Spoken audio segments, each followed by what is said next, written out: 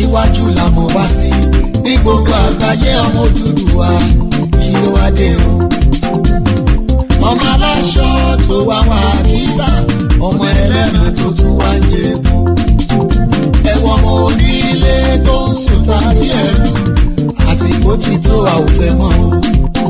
ẹjẹ́ lọ́rọ̀ kan lẹ́nu káṣọ ń gbogbo papọ̀ ká má ṣe ra wa lọ́mọ ìyá Haúsá. ìṣọ̀kan Yorùbá òmìnira Yorùbá ọwọ́ èmi àti ẹ̀ṣà ló wà. ìṣọ̀kan Yorùbá òmìnira Yorùbá ló jẹ́ wá lógún àsìkò ti tó. ìṣọ̀kan Yorùbá òmìnira Yorùbá ló jẹ́ wá lógún àsìkò ti tó. àìrìnpọ̀ ọmọ ejò ló ń jẹ ejò níyà ló ń fi ikú pa wọ́n òbí o. tọ́ka bá ṣíwájú o tèrè tẹ̀lé tí paramọ́lẹ̀ tó tún bá tẹ̀lé. ọlọ́dẹ náà dá tá a dojú kọ wọ́n ẹ̀tẹ́ ló máa bá bọ̀. tọmọ Ọ̀yọ́ bá tẹ̀ lọ́mọ Ògùn tọmọ Oǹdó bá tẹ̀ lọ́mọ Èkìtì tọmọ Kogi àtọmọ Kwara tán bá fún ṣọ̀kan gbogbo máa dẹ̀rọ̀. gbogbo ẹgbẹ́ ta ní pátá tó jẹ́gbẹ́ Yorùbá ti bá ní máa dàgọ́ ilé aṣù. ilé àmọ́ tó dàpọ̀ gan tó jọ́pọ̀ Odùduwà torí oríṣiríṣi ẹgbẹ́ ó wà. òmìnira ló yẹ wá ó dẹ̀ máa tẹ̀ wá lọ́wọ́. Ladies and gentlemen, the national anthem of the newly formed Odùduwà Nation.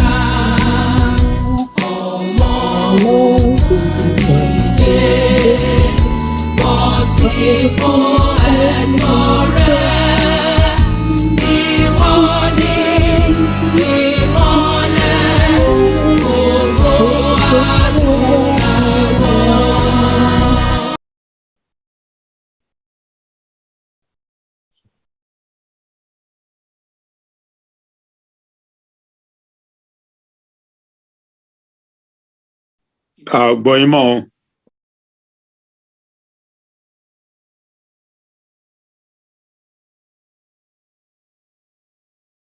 ṣẹ̀dẹ̀ nìkan wa a dúpẹ́ fún ọba tó yẹ pé òun náà ní ọba lágbára lórí gbogbo tí a ní lónìí ẹ̀yẹ̀ yẹn wa tún padà rí wa lórí ètò lónìí ètò wa eléyìí tí àwọn tí wọ́n wà ní ìlú Canada tí wọ́n jẹ́ ọmọ ẹgbẹ́ ìlànà ọmọ Oòduà eléyìí tí wọ́n ń ṣe agbátẹrù ẹ̀ ní oṣooṣù náà ní ètò tí a máa mú wá sí ojúmọ̀wòrán yín ní òní ebi nìkan kọ́ òun náà ni mo wá sí orí agodo èmi àti bàbá mi àròpọ̀ rẹ̀ òun náà ni àjọ wá sí orí ètò lónìí ṣùgbọ́n kí a tó bẹ̀rẹ̀ a kọ́kọ́ fi àdúrà kí a fi ṣáájú tọ̀ bó tilẹ̀ jẹ́ pé èmi ni ẹni àkọ́kọ́ tí màá kọ́kọ́ ṣe àdúrà ní òní ní ìlànà ti mùsùlùmí bẹ́ẹ̀ tí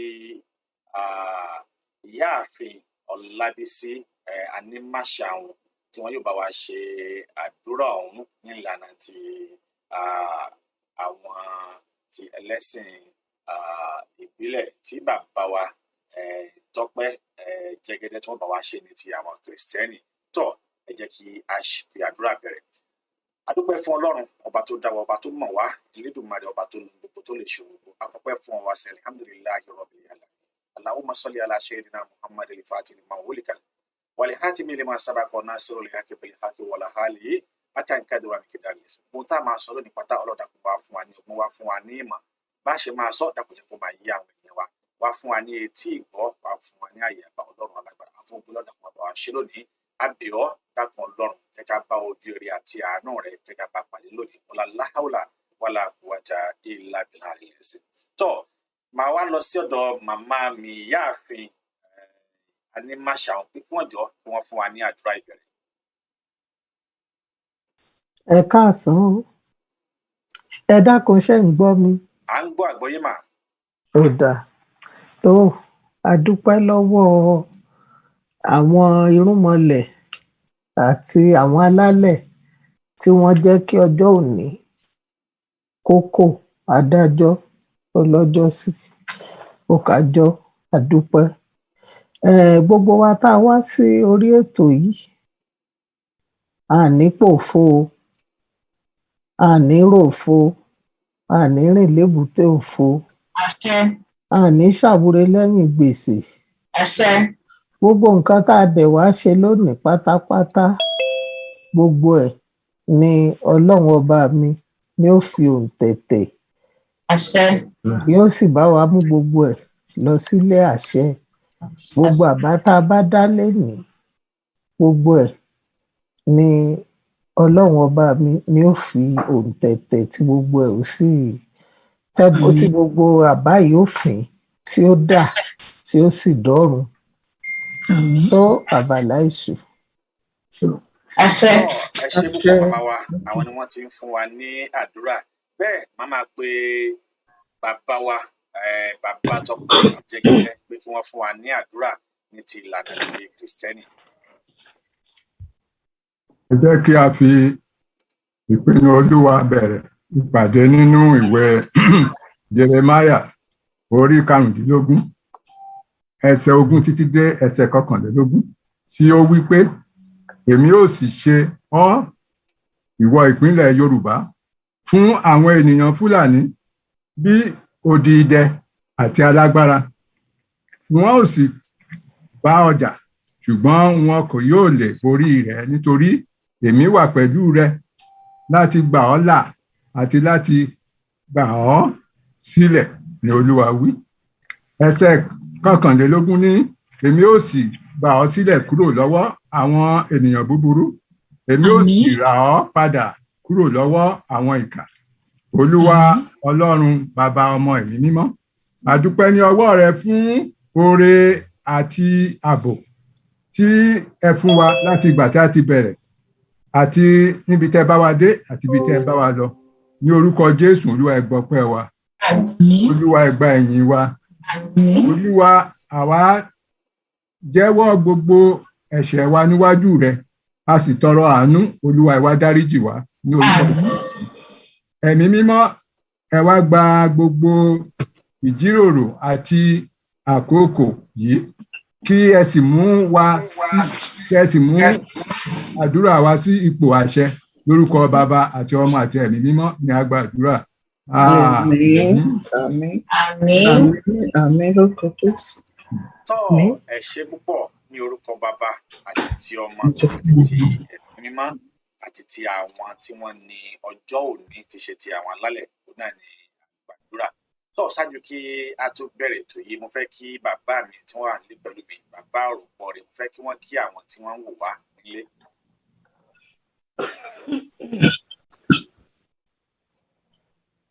Bàbá òrùpọ̀ rẹ̀.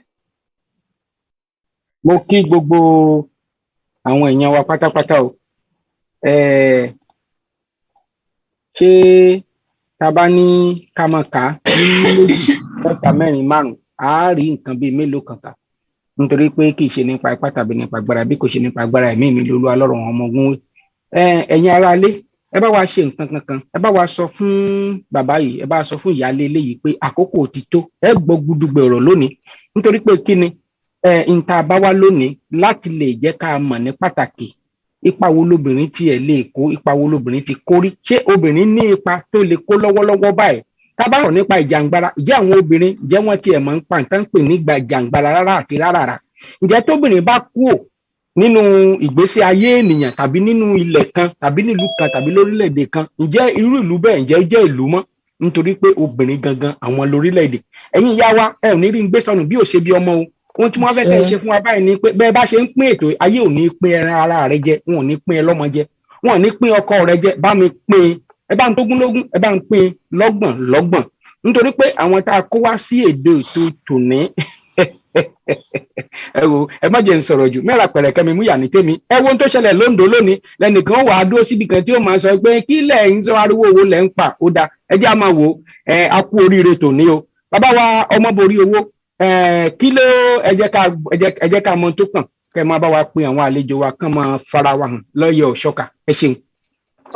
Ẹ ṣe gan ni bàbá, bẹ́ẹ̀ àgbà ò ní tán ní orílẹ̀ láṣẹ Elédùmarè. Ẹ̀yin yẹn wa lónìí ohun tó gbé wa wá òun náà ni kí ni ipa eléyìí tí àwọn obìnrin tí wọ́n ti ń kó sẹ́yìn àti eléyìí tí wọ́n tún ń kó lọ́wọ́lọ́wọ́ báyìí. Láì ní gbára wa lákòókò jù, ẹ jẹ́ ká sáré yànnàná tí a ń pè ní obìnrin.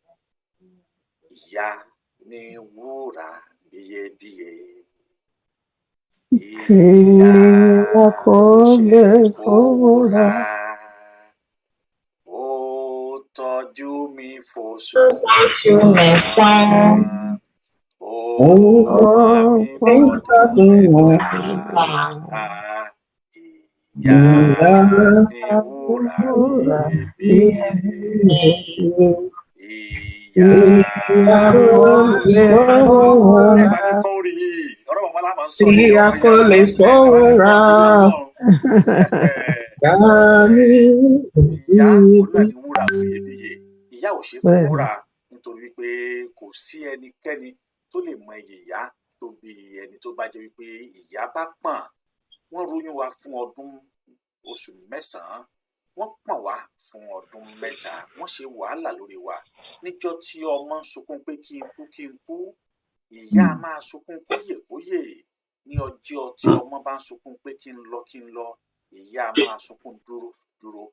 Níjọ́ tí ìyá sùn tí ò ní jẹun sùn ló pọ̀ jù nítorí pé kí ọmọ lè jẹ nígbà mìíràn.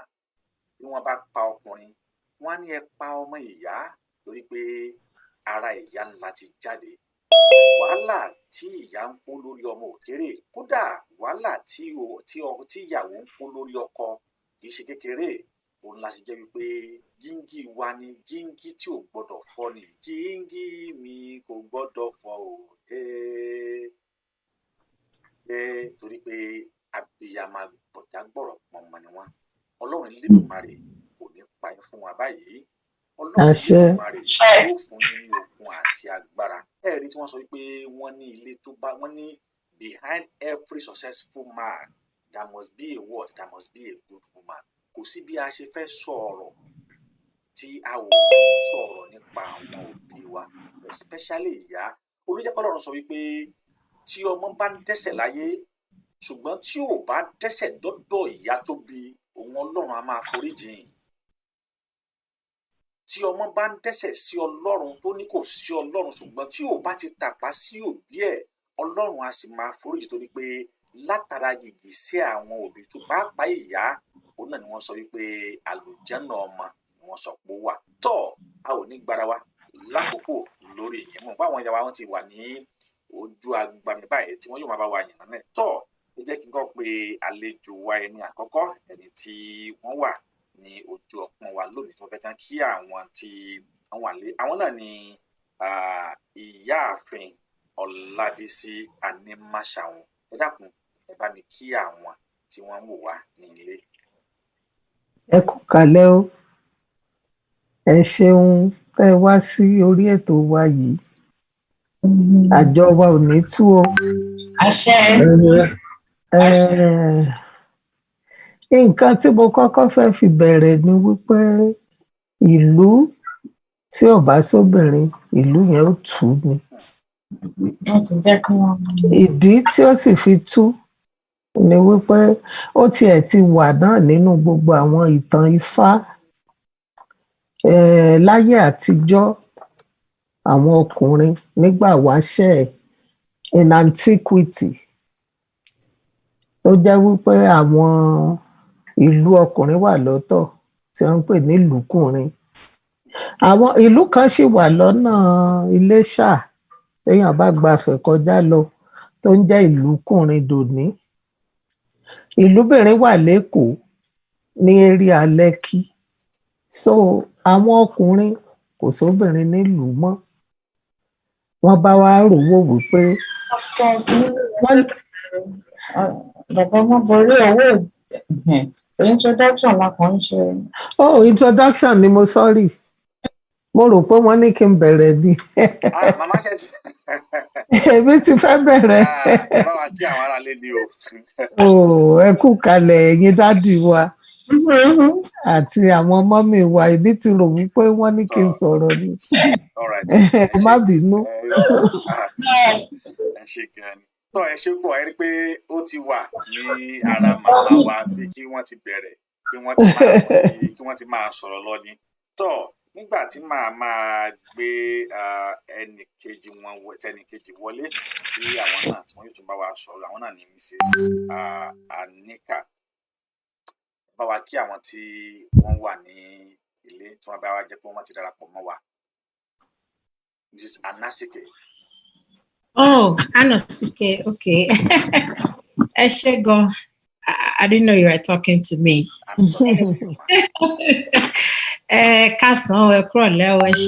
Thank you for bringing me in. Yes, ma'am. I can't thank you enough. So, should I go on or? Thank you so much, madam. We will go on later. Let me just introduce our third guest.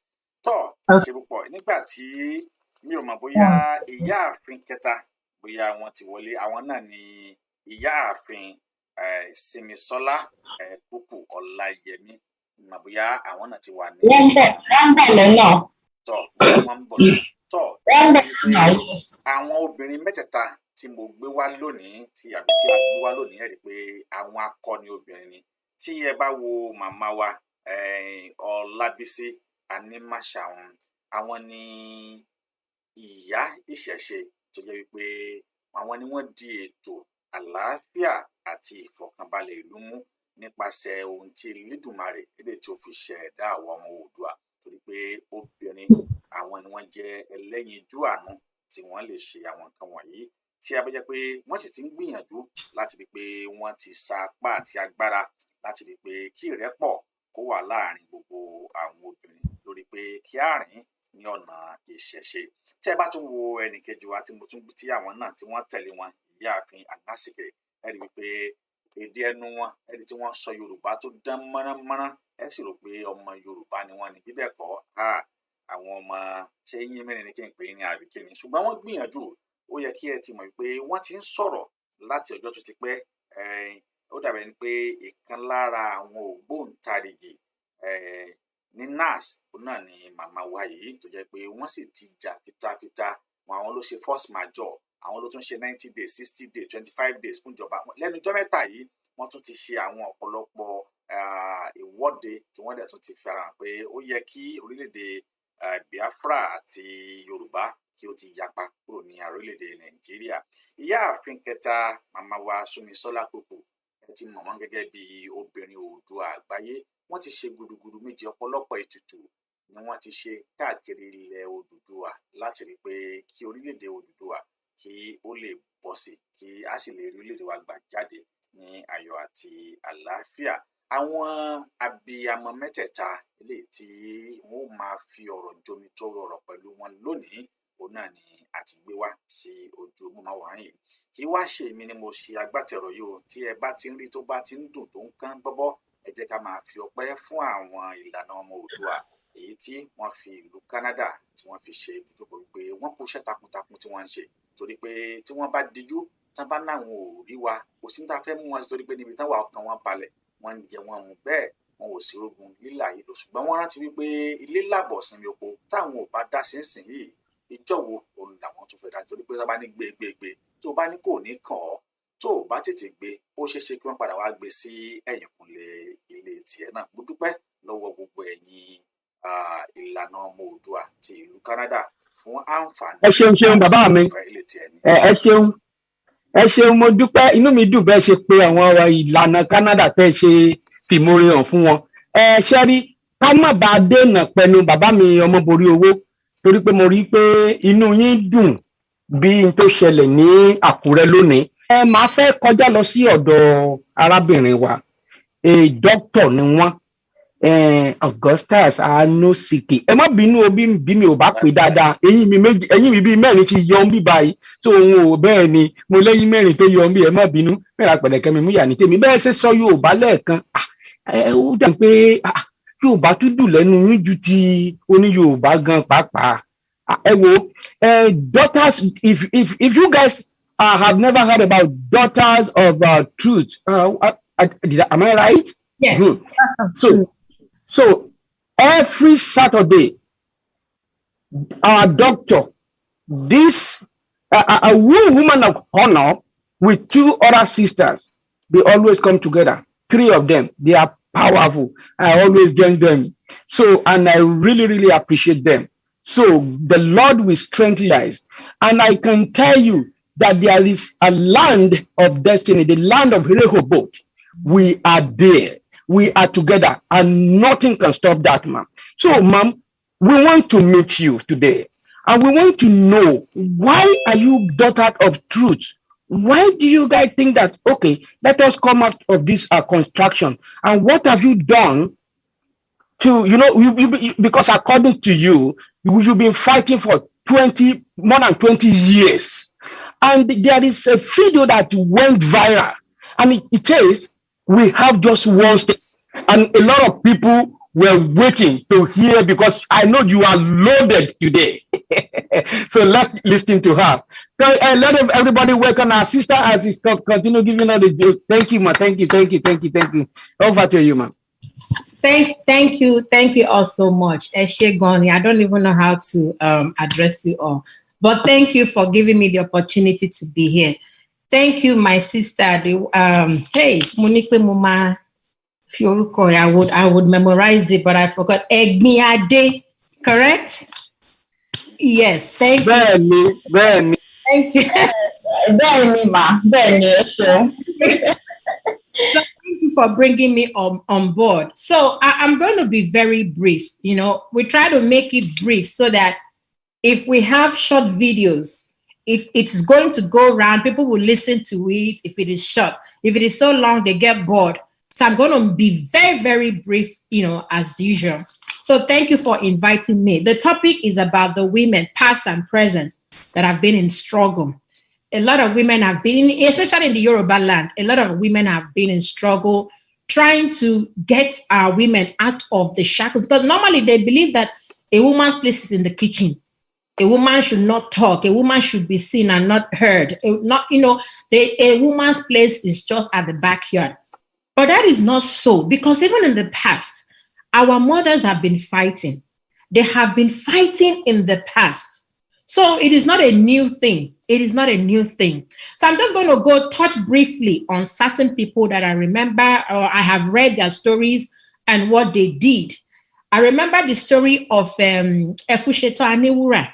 That's like a long time ago. She was a warrior, even though she was a slave trader, which is probably a bad reputation on her side. But the truth about it is that she was a warrior. She had army in those days. She had people that would come when the general comes and said, okay, I need people that would fight. She had army, her own army that was fighting for the emancipation of the Yorubaland.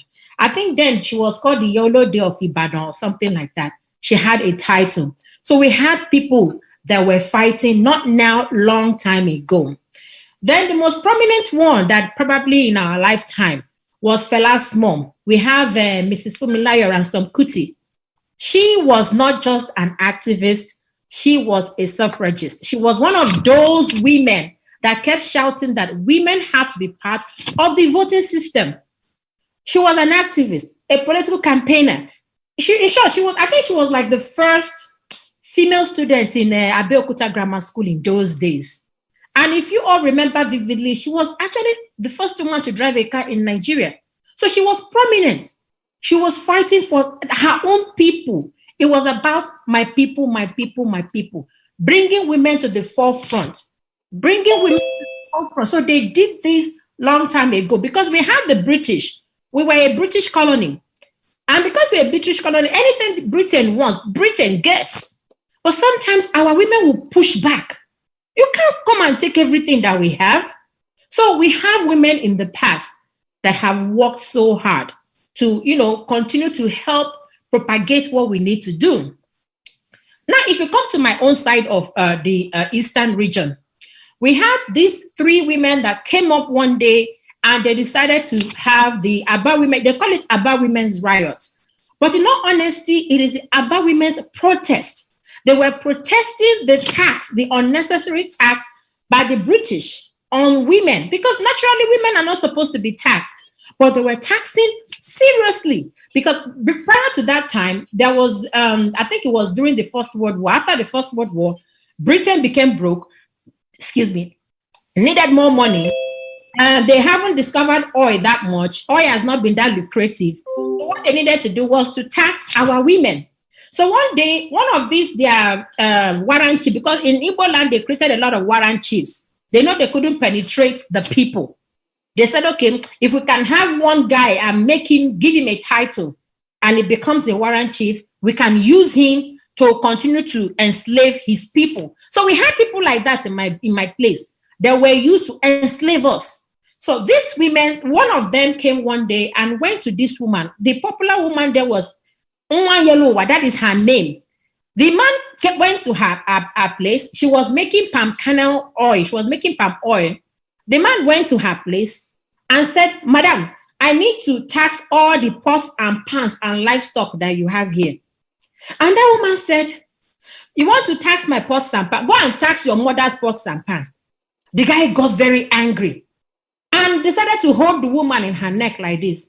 Trust women now. This one, she had palm oil on her hands. What she did was she grabbed the man's chest and started beating him. It was a serious fight. The man ran back and told his DC, say, this woman is too strong for me. Oh. She didn't want me to tax them. Oh.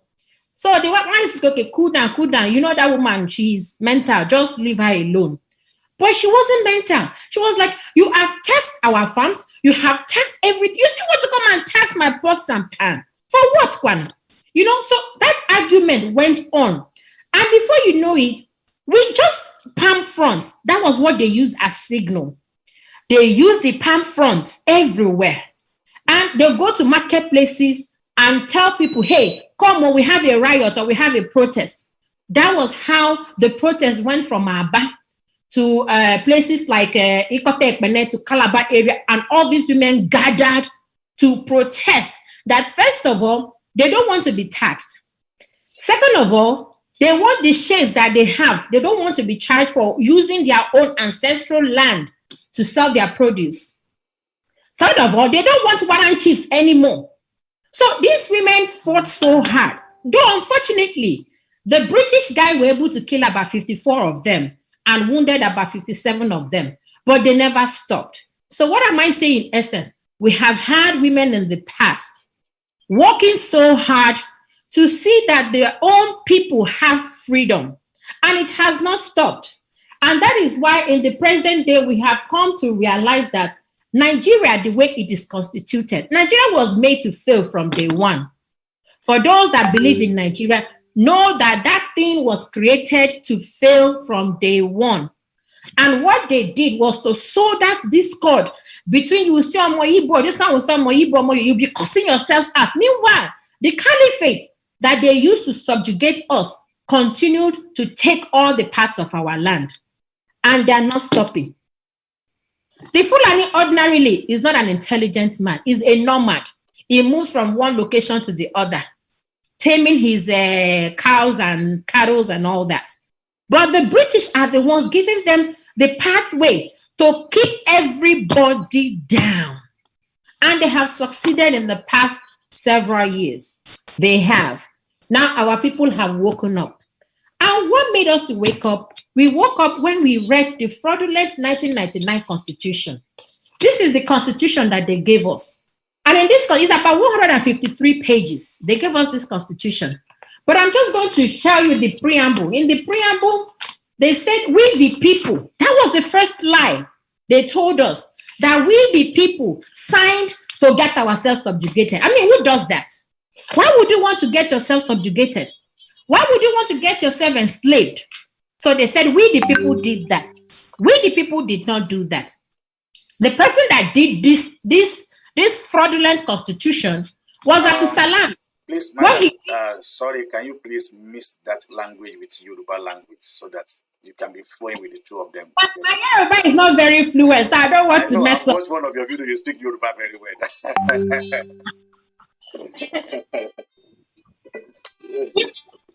Constitution, I can speak broken. Yes. We found out that it was a fraud, like original 419. This is what they gave us. So at the end of the day, we said, okay, we can't continue this. Because guess what? Only 68 items written on the exclusive list. The 68 items were that you cannot generate your electricity. What is this guy's name? Dangote. You all know Dangote. You all know that Dangote owns the entire country in his palms. The same cement that he sells for 4,500 is being sold in Ghana for 800 naira. And there's nothing we can do about it.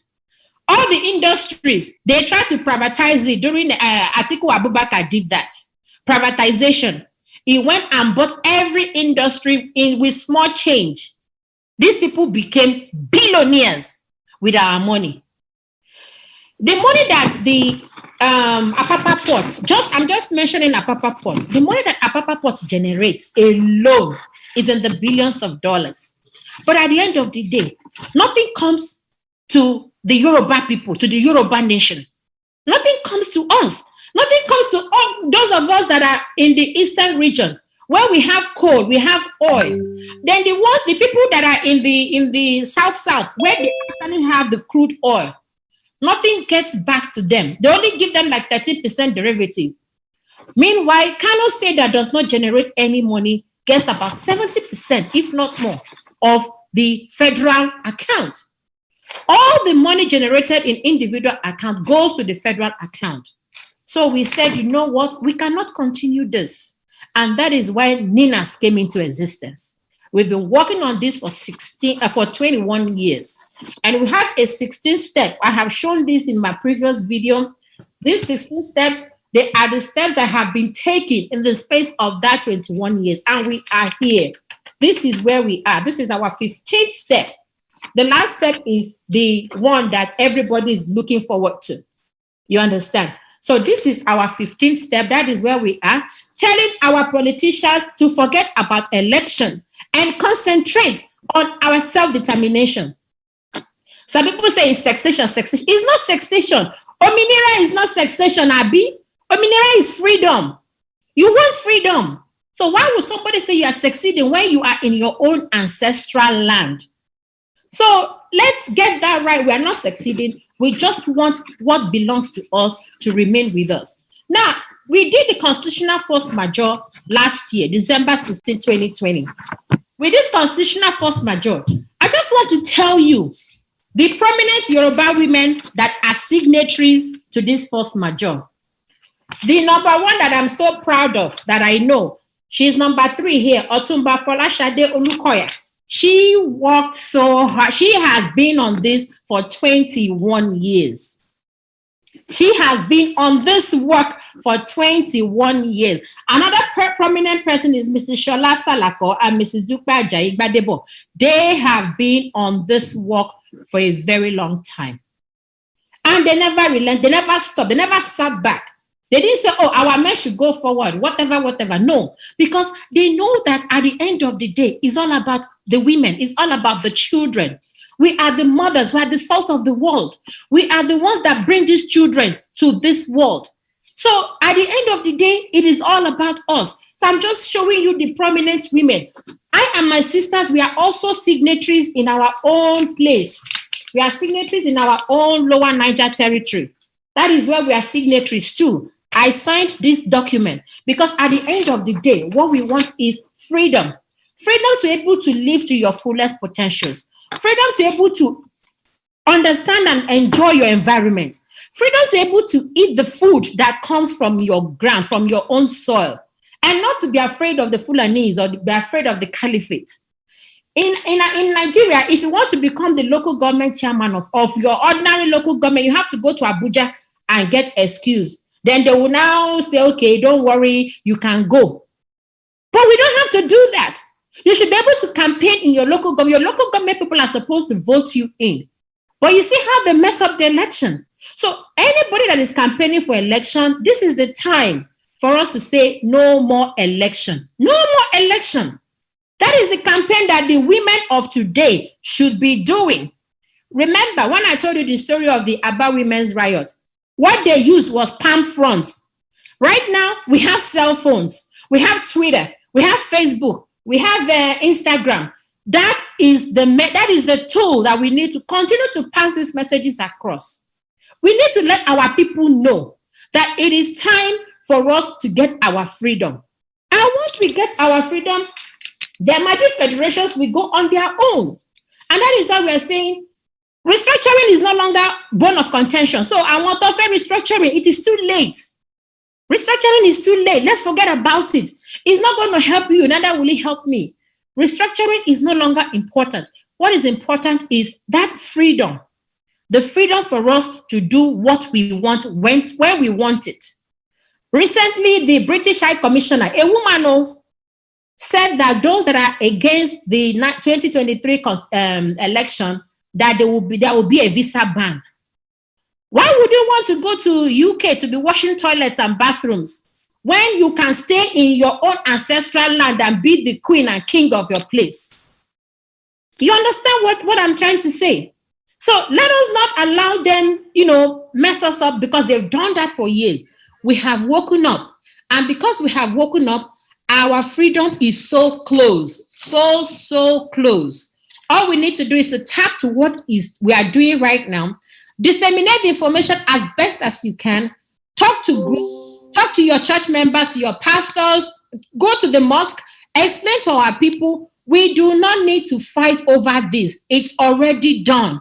We are not anarchists. We are just saying we want self-determination. And that should be at our own beck and call, because guess what? It's our own fundamental human rights. And to think that the fraudulent, the LGBT Constitution also has a provision where they said that that is a section 14, subsection 2A, where they said that sovereignty belongs to the people. So if sovereignty belongs to you and I, why should we even care about the nonsense that they gave us to swear onto? You understand? So I just want to thank you all for the time that you have given me. If you have any questions, I'll be more than happy to answer. But as I said, our women now, let us leave Facebook and Instagram alone. But if we want to be on Facebook, let us continue to share these messages. They're important. They're important. So important for us to get our freedom. Thank you very much. Let me know if you have any questions. Thank you. I hope you all heard me. Thank you, ma. Very good. So much. Thank you, ma. So any questions? Dr. Anosike. Yes, sir. Okay.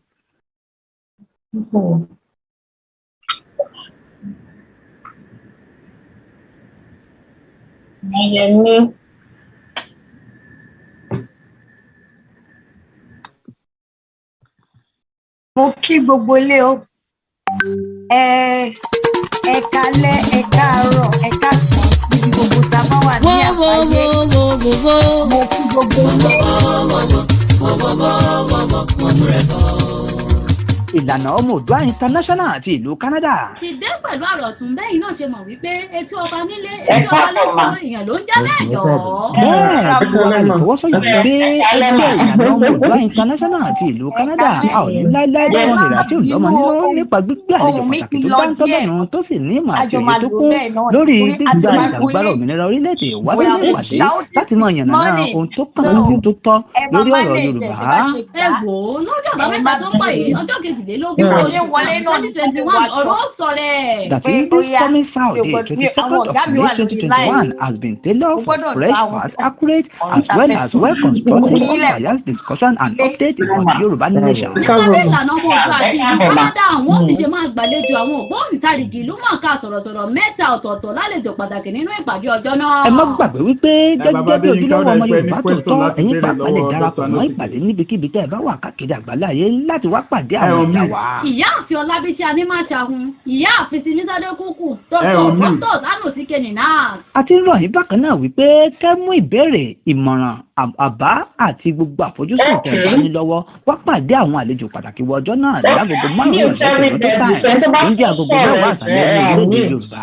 Tẹ́ bá fẹ́ darapọ̀ mọ́ ìpàdé ọjọ́ náà, meeting ID ní 790-788-7675 790. Babade Yinka, ó yẹ béèrè question yín mi.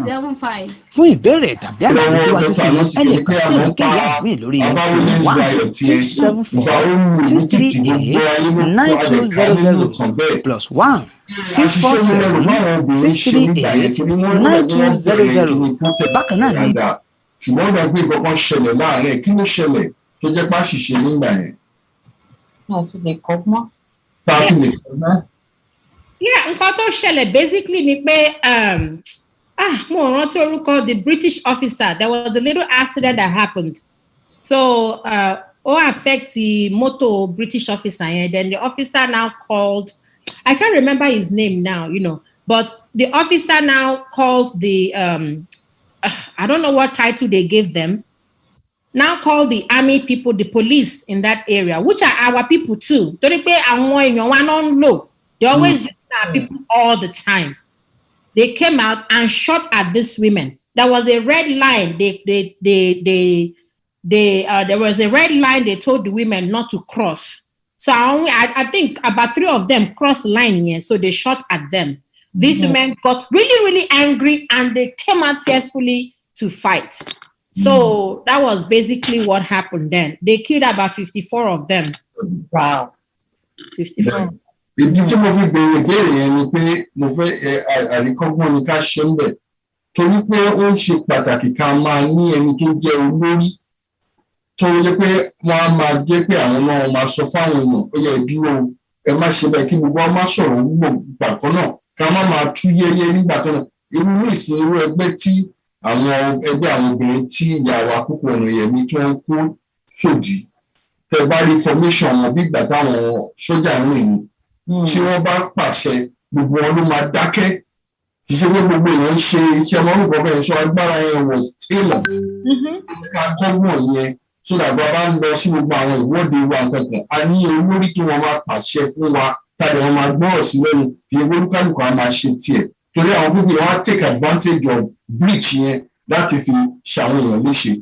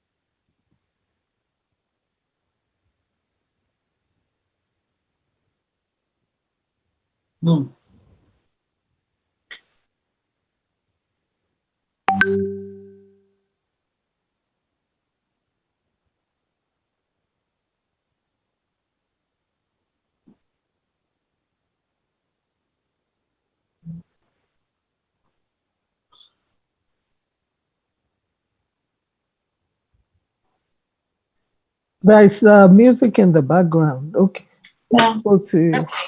Wọ́n ti pa. Mo ní kí n kọ́kọ́ béèrè náà, ṣé Gẹ̀ẹ́sì ni a fẹ́ sọ ni àbí Yorùbá? Okay.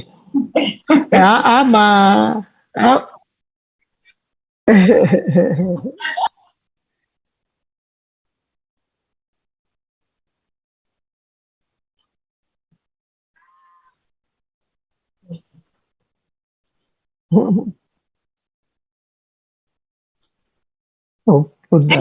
Ẹ má bínú Mr. Hold on. The host, sorry, I need to explain some misconception there by mine. Just like 2 seconds misconception. You know, you've been calling Biafra. We are not doing Biafra here, please. Yeah, we had our we had show with the Yoruba National Directorate. This morning, and we explained in details why we cannot use Biafra. If we use Biafra, this is what we're talking about, and we cannot get freedom with that. But this is where we are. We can only get freedom with this. Yes. The map here of the lower Niger is the map that United Nations has, the 1885 ethno-linguistic map. So when you call Biafra, this is what you are talking about, this tiny hole here. And if we do that, we will all go to war. So we can't disenfranchise our people around this area, the South and some parts of the Midwest. We cannot do that. This is the map that we are going with. The United Nations has this. United Nations does not have this. And unfortunately for some of us, the name Biafra has been bastardized by Nnamdi Kanu. So that is why we don't like using it. He's using that to make money off of our people. I was one of his coordinators in those days. It was why we were asking him, hey, what are you doing? We need documentation. We need to see. Where have you been to? We're asking those questions and he said, don't worry, continue to make money. By the time they kill us, United Nations will come. I said, hey, no, we don't do that. So that was how we left his camp, and we discovered all these things online, and we verified everything, and we found out that Ninas is the only pathway without war. If you do not want war, then you have to go through Ninas. So Ejema Bino, calling Biafra smaller. Eshe Goema Bino. Ben. Yes. I think that I'm going to speak mainly from the point of view of the Yoruba people, because that is what I know that I am an expert, in talking about that. And I'm going to start with the stories of antiquity. And Ifa is a world view of the Yoruba people. Whether you are Christian, Muslim, Buddhist, anything, Ifa is our worldview. That's where our songs come from, our stories, names, even all the ceremonies that we perform, like naming ceremonies, came out of Ifa, marriage ceremonies, the payment of the bride price and everything. So it's a complete concept. It's a world view of the Yoruba people. And the impact of women in Yorubaland cannot be overemphasized. There are so many stories in antiquity about the fact that if a town, there's a story particularly that I'll tell you, nínú ìkànnà àwọn odù Ifá ni, where kò sóbìnrin nílùú, ìlúkùnrin wà, ìlúbìnrin wà, àwọn ọkùnrin wọ́n bá rówó wípé àwọn nídìí obìnrin. These women these creatures are so beautiful, everything is clean, and so on. We need for them to come and live with us. And so Ogun said, I am a very valiant warrior. I'm going to go to Ilubirin, because Ilubirin still exists. I'm sure anybody who has been to Lagos knows that there is Ilubirin. Actually, there's another project in Lagos going on along the Third Mainland Bridge called the Ilubirin Project. Anyway, so the men, Ogun said, well, I'm a war general. Let me go and see if I'll be able to conquer them and bring them back. Immediately the women saw Ogun coming with his chariots of war, they just rode away into the ocean. And everybody attempted, Ṣàngó attempted.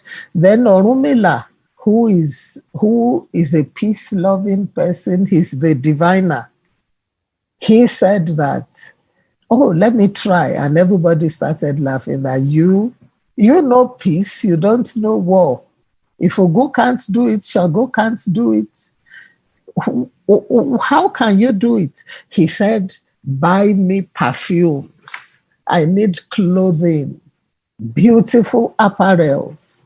Give me food, dried fish and everything.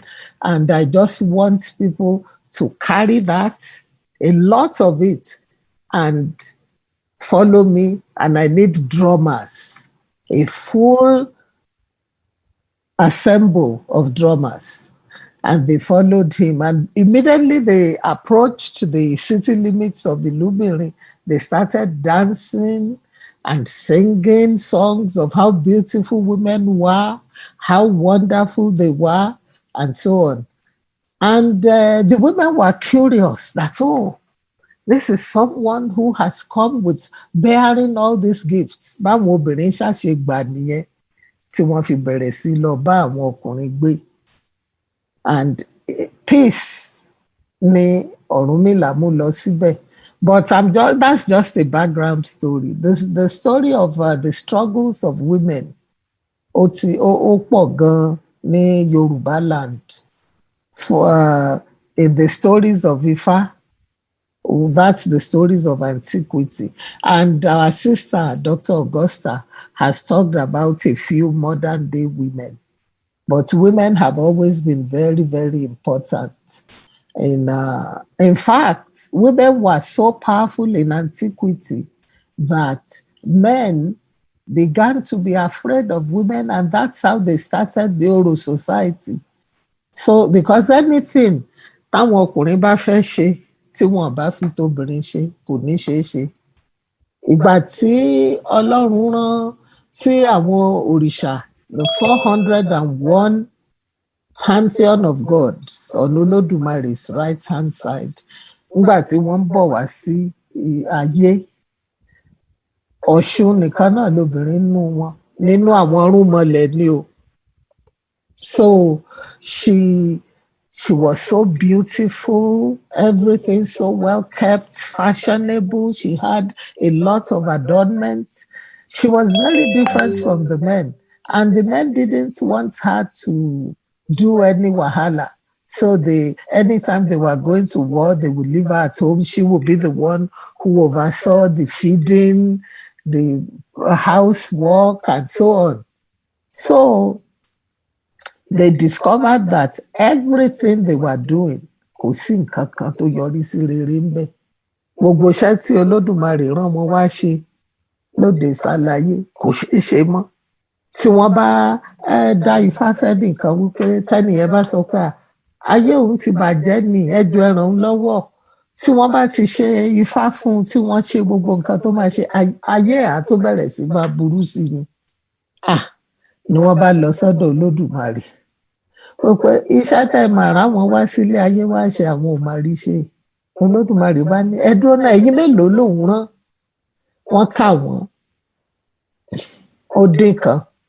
Olódùmarè ní ẹnìkan kọ́, wọ́n ní wọ́n lóbìnrin ni, wọ́n ló wà nílé, wọ́n lọ́ṣun, wọ́n ní ó wà nílé, òun ló ń bá wọn ṣe gbogbo nǹkan, ìyá dáadáa gan-an ni. Olódùmarè ní ẹni tí ẹ fi tí ẹ ṣe yẹn ni. Anything tẹ́ bá ṣe láyé yìí, àṣẹ tó Olódùmarè fún obìnrin ni. Tẹ́ ẹ bá fi tóbìnrin ṣe gbogbo nǹkan yín, bẹ́ẹ̀ gúnyán alẹ́ mọ́.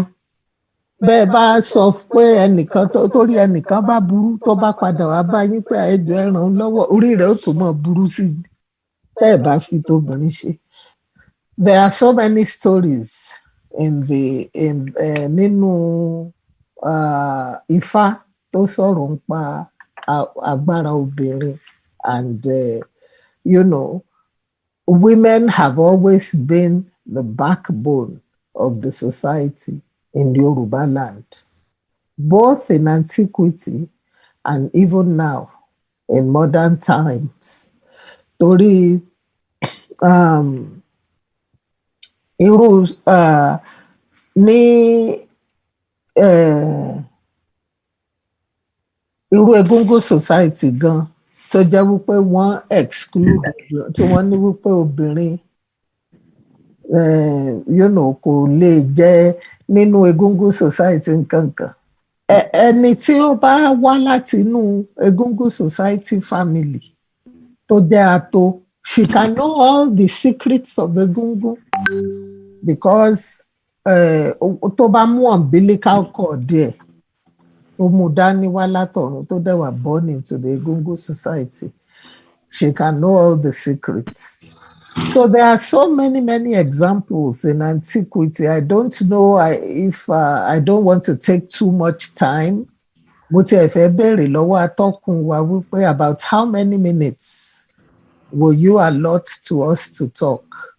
20 Maybe minutes. I should continue. 20 minutes. Mi gbọ́ yín o. 20. Continue ma.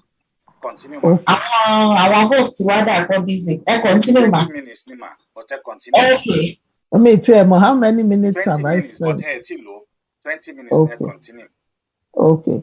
So it is very important in this struggle that women take a very major role. Nítorí nínú the recent event that happened in Ile-Ife, where 1,000 women marched to the palace of the Ooni of Ife. Anything tóbìnrin bá ti lọ́wọ́ sí, kíní yẹn máa ṣe é ṣe. So Yorùbá world view and philosophy, ó mọ̀ wípé obìnrin wípé agbára wa ó pọ̀ gan-an, a dẹ̀ gbọ́dọ̀ fọwọ́ rọ́ wa sẹ́yìn. Even in the family ní Yorubaland, the eldest wife in the family presides over. Tí wọ́n bá fẹ́ dá ẹjọ́ nínú ilé, the eldest wife in the family must also be sitting down where the baale is, so that tí wọ́n bá sọ̀rọ̀ tán, baale á béèrè lọ́wọ́ the oldest wife, not necessarily the oldest in age, but in the years of marriage. Òun náà sọ tiẹ̀ wípé bẹ́ẹ̀ ni o, nǹkan kan á sọ bó bá ṣe rí. So ìyànjú tí mo máa gbà wá náà ni wípé, and you are doing some good works. The doctor that just spoke, Dr. Augusta, and àwọn mọ́mì wa tí wọ́n ṣẹ̀ṣẹ̀ dé náà tí wọ́n sọ̀rọ̀ yẹn, I would like to take your number, your numbers, and be a part of whatever the struggle is, our struggle of self-determination. Mm-hmm.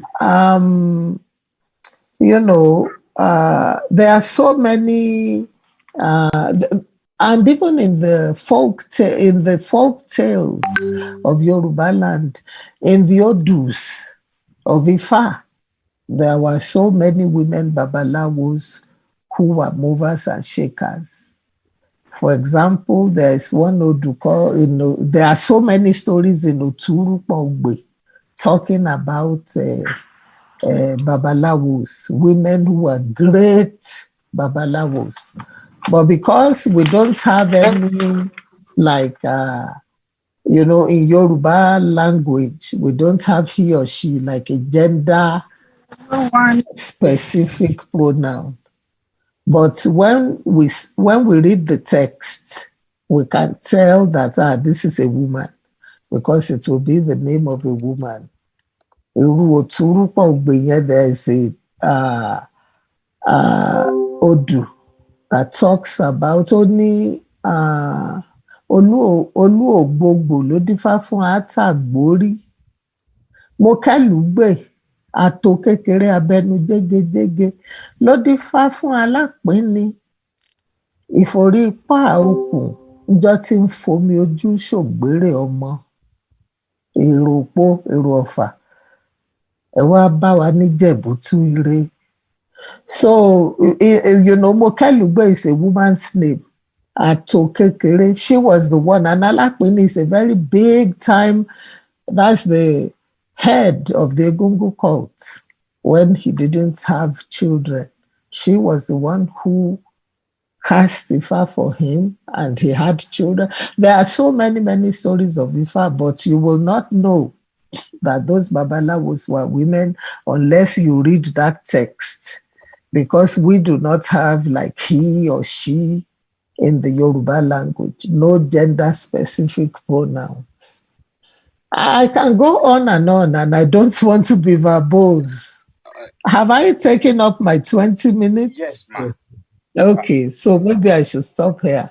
Thank you, ma'am. Ṣé púpọ̀ àdúpẹ́ ní ọwọ́ yín. Àmọ́ tí a bá tún padà gbé wá ẹ̀dàpẹ̀ ìjọ àwọn èèyàn ti ń complain lé pé ẹ̀dàpẹ̀ bá wa sọ Yorùbá. Wọ́n ti ń send message wá pé kẹ́ bá wa sọ Yorùbá. Màá gbé ìyá mi. Ẹ ṣeun bàbá wa. Kí ẹ tó mo mọ̀ pé ẹ fẹ́ kọjá lọ sọ́dọ̀ ìyá mi Kúkù Aya Ọláyẹmí Ọ̀nàyẹmí. Kẹ́ ẹ bá rí àwọn ìyá wa tí wọ́n ṣe sọ̀rọ̀ tán, ẹ rí pé jẹ́lẹ́jẹ́lẹ́jẹ́lẹ́ ni wọ́n ń sọ̀rọ̀, ṣùgbọ́n akọni obìnrin lẹ̀ ń wò ó. Ojú òní tí ìyá mi ẹ̀ ní rí ń gbé sọnù bí ò ṣe bí ọmọ láṣẹ òkú. Àádẹ́ máa rí yín bá. Lágbára Ọlọ́run a máa connect ẹ̀ ní ìyá wa Kúkù. Àwọn ni tí wọ́n lead obìnrin tẹ́ sọ̀rọ̀ kan lẹ́ẹ̀kan yẹn lọ sí ọ̀dọ̀ àwọn ọba wa. Ẹ̀dẹ̀ tí orí takuntakun tí wọ́n ń ṣe orí mọ́tò jàǹgó ni ìyá yẹn gùn lé ní bọ́ ṣe dàgbà tó. Ìyá yẹn obìnrin takuntakun ni ẹ̀kú iṣẹ́ ara iṣẹ́ tí ìta ń wà àwọn obìnrin nìyẹn. Ìbéèrè mi fẹ́ kọ́kọ́ lọ sí ọ̀dọ̀ àǹtí wa dókítà. Ǹjẹ́ wọ́n sì wà ń bẹ̀? Torí ó ní ìbéèrè kan tó sápamọ́ tó yẹ ká bẹ̀rẹ̀ lọ́wọ́ wọn.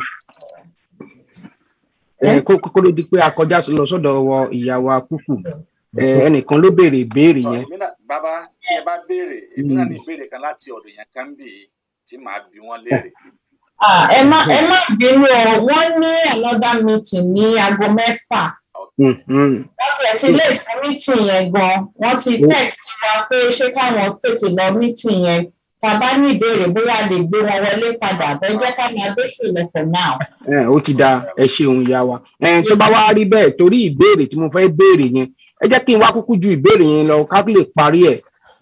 Ìyá wa ó yẹ kán lèsì sí ìyá wa tán ṣe bá wa sọ̀rọ̀ tán kí ìyá wa Kúkù Ọ̀nàyẹmí ká máa múra sílẹ̀. Màmá wa Ọlábísí Anímọ̀ṣàun nígbà kan gbogbo nínú ìtàn wọ́n ní àwọn obìnrin kan wọ́n rán ọba kan lọ sí exile some time ago.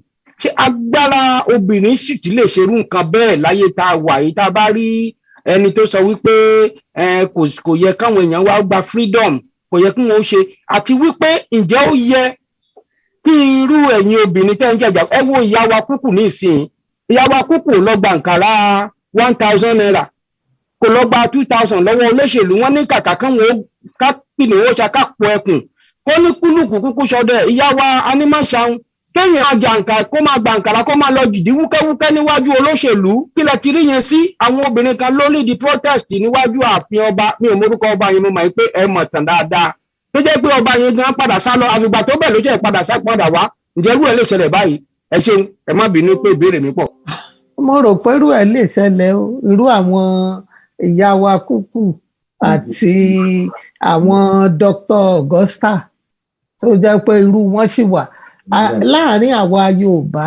Àbá ní ayé ni àjogúnbá ni fáwa obìnrin Yorùbá, nítorí ó tiẹ̀ ó hàn nínú bí Olódùmarè ṣe pilẹ̀ ilẹ̀ Yorùbá gangan. Nítorí nígbà tí Olódùmarè nínú ọ̀sá méjì odùfá kan ni ìkan náà àwọn 256 odù ọ̀sá méjì jẹ́ kan bẹ́ẹ̀, ìkan náà àwọn 16 yẹn kìíní ni ọ̀sá méjì. Èèyàn tún lè pè ní ọ̀sá ẹlẹ́yẹ. Ni ó sọ ìtàn púpọ̀ nípa agbára tí obìnrin ní, tó sì jẹ́ wípé wọ́n lè fi túlù. Ìgbà tí Olódùmarè rán àwọn ènìyàn wá sílé ayé, ó tún rán àwọn ènìyàn àwọn ènìyàn ni àwọn ìyá wa ẹlẹ́yinjú ẹgẹ́ obìnrin kúkúrú rẹ̀gírẹ̀gí àwọn tí ń lọ ń gba ọjà bá tú àwọn arígini arìngini àwọn arìngìnìgìnì wọjà yéèpà ẹ̀yìn ìyá wa o.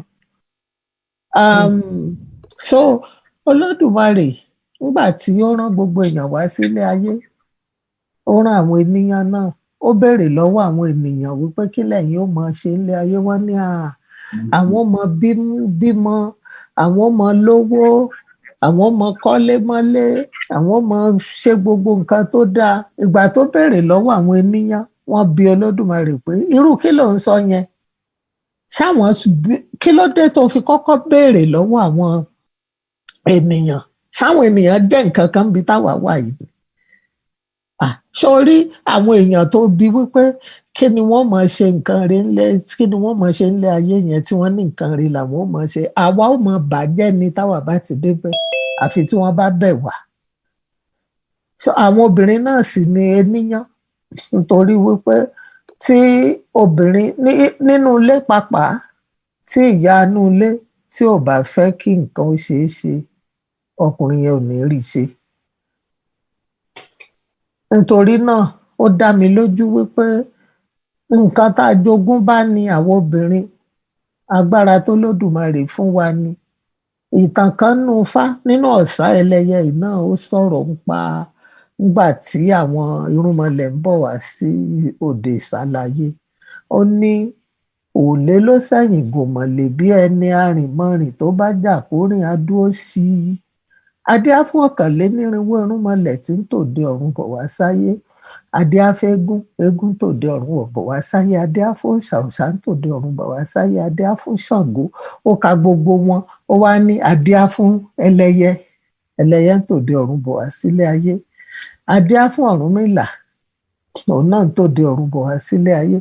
Àwọn ẹlẹ́yẹ nítorí wọ́n bá Olódùmarè jà tí Olódùmarè bá sọ kínní kan wọn náà sọ mẹ́wàá padà sọ Olódùmarè bá ní ó dẹ́ sá mọ́ lọ ni wọ́n bá kọjú àwọn nìkan wọ́n wà ní ìhòòhò torí wọn ráyè múra kó tó di pé wọ́n kúrò ní ìsàlú ọ̀run ni wọ́n bá dì ní eégún wọ́n ní dákun dábọ̀ fi èdè nù fi èdè kùn fi èdè gbogbo ara fún wa ń dí ẹ̀nú aṣọ aláràǹbarà rẹ̀ hùn tẹ́gùn họ eégún ẹni ẹ dákun òṣèré gbèsè o wọ́n dì mọ́ ṣàgbàgì wọ́n ní dákun bó ṣe pípọn pọn wá délé ayé òòṣà náà họ wípé ẹ dákun òṣèré gbèsè o wọ́n bá kọjú s'Ọ̀rúnmìlà wọ́n bá bẹ̀rẹ̀ sí kì í ọmọ ẹni rẹ ọmọ ẹni rẹ ọmọ ẹnìkan ṣàkàbí àgbọn ọkùnrin kúkúrú òkè gẹ̀tì akọ́mọlọ́ràn bí iye kan ẹni kinní kan wọ́n ṣàbẹ̀rẹ̀ sí kí Ọ̀rúnmìlà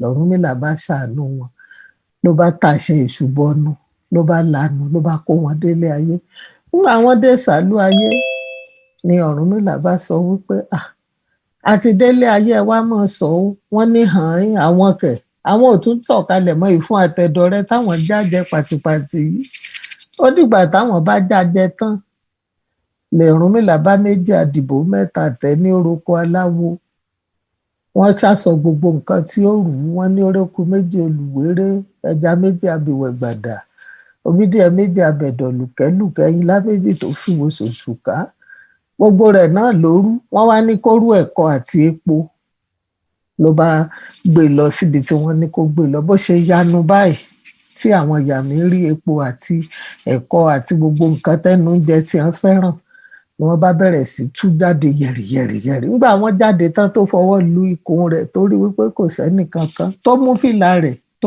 tó ki eré mọ́lẹ̀ ó lọ dọ̀bálẹ̀ sí yàrá fún bí ọjọ́ 16 tí ò jáde ń bẹ̀rù pé sáwọn ẹlẹ́yẹ ọ̀tún tí mo kọjá lọ agbára obìnrin pọ̀ gan-an ni nǹkan ńgbà táwọn obìnrin sì ti lọ́wọ́ sí ọ̀ràn wípé kí Nàìjíríà kọ́lọ́múdọ́mù ìyá rẹ̀ gbé yìí ó dá mi lójú wípé yóò ṣeé ṣe fún wa. Àwọn ìtàn oríṣiríṣi wọ́n ti sọ tẹ fún Ṣetán Aníwúrà Madam Tinubu nìyẹn ní Èkó. Àwọn obìnrin tó tiẹ̀ tó jẹ́ in modern parlance àwọn ò tiẹ̀ wá níye gbogbo àwọn màmá Kúforíjì Olúbí màmá Fúnláyọ̀ Ransom Kútì wọ́n pọ̀ gan-an ni tó jẹ́ wípé gbogbo nǹkan tí wọ́n sì ṣe pátápátá ni wọ́n ṣe láṣeyege. Nítorí náà mo nígbàgbọ́ wípé yóò ṣeé ṣe àgàgà táwọn obìnrin tiẹ̀ tí wá wà níwájú yìí tó jẹ́ wípé wọ́n jẹ́ abẹnugan wípé kó ní kálukú wípé kó ní kálukú dọ́mú ìyá rẹ̀ gbé. Irú àwa Yorùbá nìsín gbogbo wa pátápátá situation tiwa ó tiẹ̀ ti dáa jù nítorí wípé we have gbogbo lẹ́yìn wípé dialects wa ó yàtọ̀ díẹ̀ but we are homogeneous people. Gbogbo àwọn àṣà wa láti Ìjẹ̀bú tó fi dókìtì pupa, láti Ìlọrin tó fi dé Iléṣà tó fi all the four corners of Yorubaland. Oúnjẹ wa nǹkan kan náà ni, ọ̀nà tá a lè gbà ṣe ó lè yàtọ̀. Àwọn òòṣà wa nǹkan kan náà ni. Àwọn dialects variation lè wà ní dialects but ọ̀pọ̀lọpọ̀ wa là ń sọ received Yorùbá tí gbogbo wa gbọ́ yìí. Nítorí náà mo nígbàgbọ́ wípé yóò ṣeé ṣe. Ojú ni ó pẹ́ sí, ó lè má jẹ́ ní ọdún kan àbí méjì báwọn èèyàn ṣe ń ròyìn. Ṣùgbọ́n tá a bá múra sí i bá a ṣe múra sí yìí yóò ṣeé ṣe. Ẹ jọ̀ọ́ ṣé mo answer question yín? Bẹ́ẹ̀ni ìyá wa ẹ ṣeun, ṣùgbọ́n tá a bá padà sọ́dọ̀ yín ẹ dáhùn ìbéèrè mi yẹn kanlẹ̀kanlẹ̀ torí a fẹ́ jẹ́ kí ìyá wa Simisade Kúkú Ọ̀nàyẹmí káwọn náà ò bá wa sọ̀rọ̀ ìṣẹ́jú mélòó kan, kí ìyá wa Ọlábísí Anímọ̀ṣà ìyá wa ẹ lọ ṣẹ́ omi lúwe. Mo ń padà wọ̀ á béèrè ìbéèrè lọ́wọ́ yín torí ìbéèrè mi tí mo fẹ́ béèrè yẹn ẹ ti fi ọgbọ́n ńlá ti fi dáhùn nínú odù Ifá. Ìyá wa Simisade Kúkú Ọ̀nàyẹmí ẹ mà kú program tòní, ẹ káàbọ̀. Mo kí ẹkúlé sà, ẹkúlé mà, ẹ ṣeun. Ẹ káàbọ̀ mà. Ẹ káàbọ̀ mà, ẹ kúṣẹ́. Ẹ káàbọ̀ sórí ètò yìí mà, ẹ kú àgbà o. Ìyá mi Ọmọboriowo ó dàbí ẹ pé ẹnu yín jú múmú. Mo fẹ́ kí màmá wa Simisade Kúkú kí wọ́n tó wọlé. Mo fẹ́ ká sáré lọ sí ojú ìkéde eléyìí tí ó fara pẹ́ màmá fún àwọn ohun tí wọ́n ní lọ́wọ́lọ́wọ́ tí wọ́n fẹ́ ṣe ń sìn torí wọ́n ti fi sọwọ́ sí mi tẹ́lẹ̀tẹ́lẹ̀. Ókè káfí yẹn gbé wọn wọlé, ẹ ṣeun, ẹ jèrè, ẹ sì fi rí i jẹ̀kọ́, ẹ ṣeun. Tọ́ ó dáa, ẹ jẹ́ ká sáré gbọ́ ọ̀rọ̀ láti ẹnu màmá wa Simisade Kúkú àwọn tí wọ́n ní fún àwọn obìnrin. Àpérò àgbáríjọpọ̀ àwọn obìnrin nílẹ̀ Yorùbá obìnrin Oòduà àgbáyé conference 2021 ọjọ́ 18 oṣù yìí ni o. Àwọn tó ń gbẹ́dẹ̀gà tó ń gbàṣàgà. Pàtàkì làwọn obìnrin jẹ́ nínú ìtẹ̀síwájú àti ìdàgbàsókè ọrọ̀ ajé àwùjọ. Èyí la fi ń pe gbogbo àwọn obìnrin síbi àpérò àpapọ̀ àwọn obìnrin nílẹ̀ Yorùbá obìnrin Oòduà àgbáyé conference 2021 ọjọ́ Ẹtì Friday ọjọ́ 18 àti ọjọ́ Sátidé ọjọ́ 19 oṣù yìí ni yóò wáyé. Ìbọlá fún àwọn obìnrin nínú àṣà àti ìṣe Yorùbá gẹ́gẹ́ bí ọ̀pákùtẹ̀lẹ̀ ọrọ̀ ajé àwùjọ la kò rí ẹ̀. Friday ọjọ́ 18 ni get together fún àwọn obìnrin nìkan nígbà tí onírúurú ètò gbogbo fún ìrólágbára àwọn obìnrin yóò wáyé ní Sátidé ọjọ́ 19 bẹ̀rẹ̀ láago 10 òwúrọ̀. Lára ètò tí yóò wáyé ń bẹ̀ ní ìrólágbára lọ́rọ̀ òkòwò, iṣẹ́ àgbẹ̀ ìgbàlódé, ètò ọrọ̀ ajé àtàwọn míì. Aṣọ funfun ní kí gbogbo àwọn tí máa ń bọ̀ wá síbi àpérò yìí ó wọ̀ o. Obìnrin Oòduà àgbáyé conference 2021 Friday ọjọ́ 18 oṣù yìí ni yóò bẹ̀rẹ̀ o. Fún àlàyé lẹ́kùnrẹ́rẹ́ ẹ pè ẹ̀rọ ìbánisọ̀rọ̀.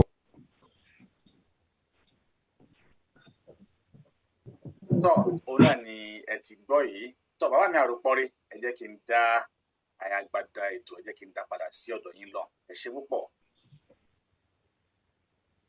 Ẹ ṣeun bàbá mi, ọmọ tí ó borí owó, mo ń fẹ́ràn orúkọ yẹn lọ́pọ̀lọpọ̀. Láyé tá a wà báyìí nígbà tó lóṣèlú kan tó wá ń fi ọmọ tiẹ̀ tó fi ń pa wọn ọmọ ẹgbẹgbẹ̀rún ọmọ tó fi ń pa wọ́n lẹ́kún. Mi ò rò pé ọmọ tiwọn, mi ò rò pé borí owó lára àwọn olóṣèlú tó jẹ́ pé ibi ni wọ́n ń fẹ́ fáwọn ìran wa tí ń bọ̀. Bàbá mi Chris Akíngbadé mo rí yín bẹ̀yẹn, ẹ̀jí yẹn lẹ́ máa fi ń wù mí. Agbára Ọlọ́run ẹ̀ ní rí ń gbé sọnù bí ò ṣe bí ọmọ. Èmi ń bọ̀ lọ́dọ̀ yín o. ẹ má gbàgbé nǹkan tẹ́lẹ̀ máa fi ránṣẹ́ sí mi ọ̀gẹ̀dẹ̀ àgbagbà méjì tán sun tán sì yan dáadáa ata tútù àti epo pupa má gbàgbé mò ń bọ̀. Ìyá mi Kúkú ọ̀nà yẹmí ẹ jẹ́ kí a padà sọ́dọ̀ yín.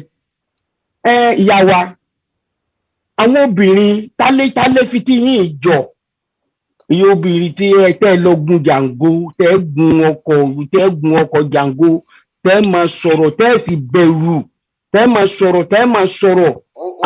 Obìnrin kan bí ogún ọkùnrin. Ẹ ń ṣe ìyàwó gómìnà kí lẹ gbójúlé ẹ ń ṣe ìyàwó kí la ti ń wí ọkùnrin onígò bí ìgò pekúpeku yìí sábà sọ pé ẹ sì ń sọ̀rọ̀ ẹ sì ń jà kí ló dé ṣe fẹ́ jẹ president tẹ́ fi ń jàjà yìí ni àbí ọlọ́mọ kan fẹ́ fi ṣe president Yorubaland ẹ jẹ́wọ́ kí ló dé kí ló kárí lára débẹ̀ ẹ̀jẹ̀ nà ń bẹ̀ jáwó.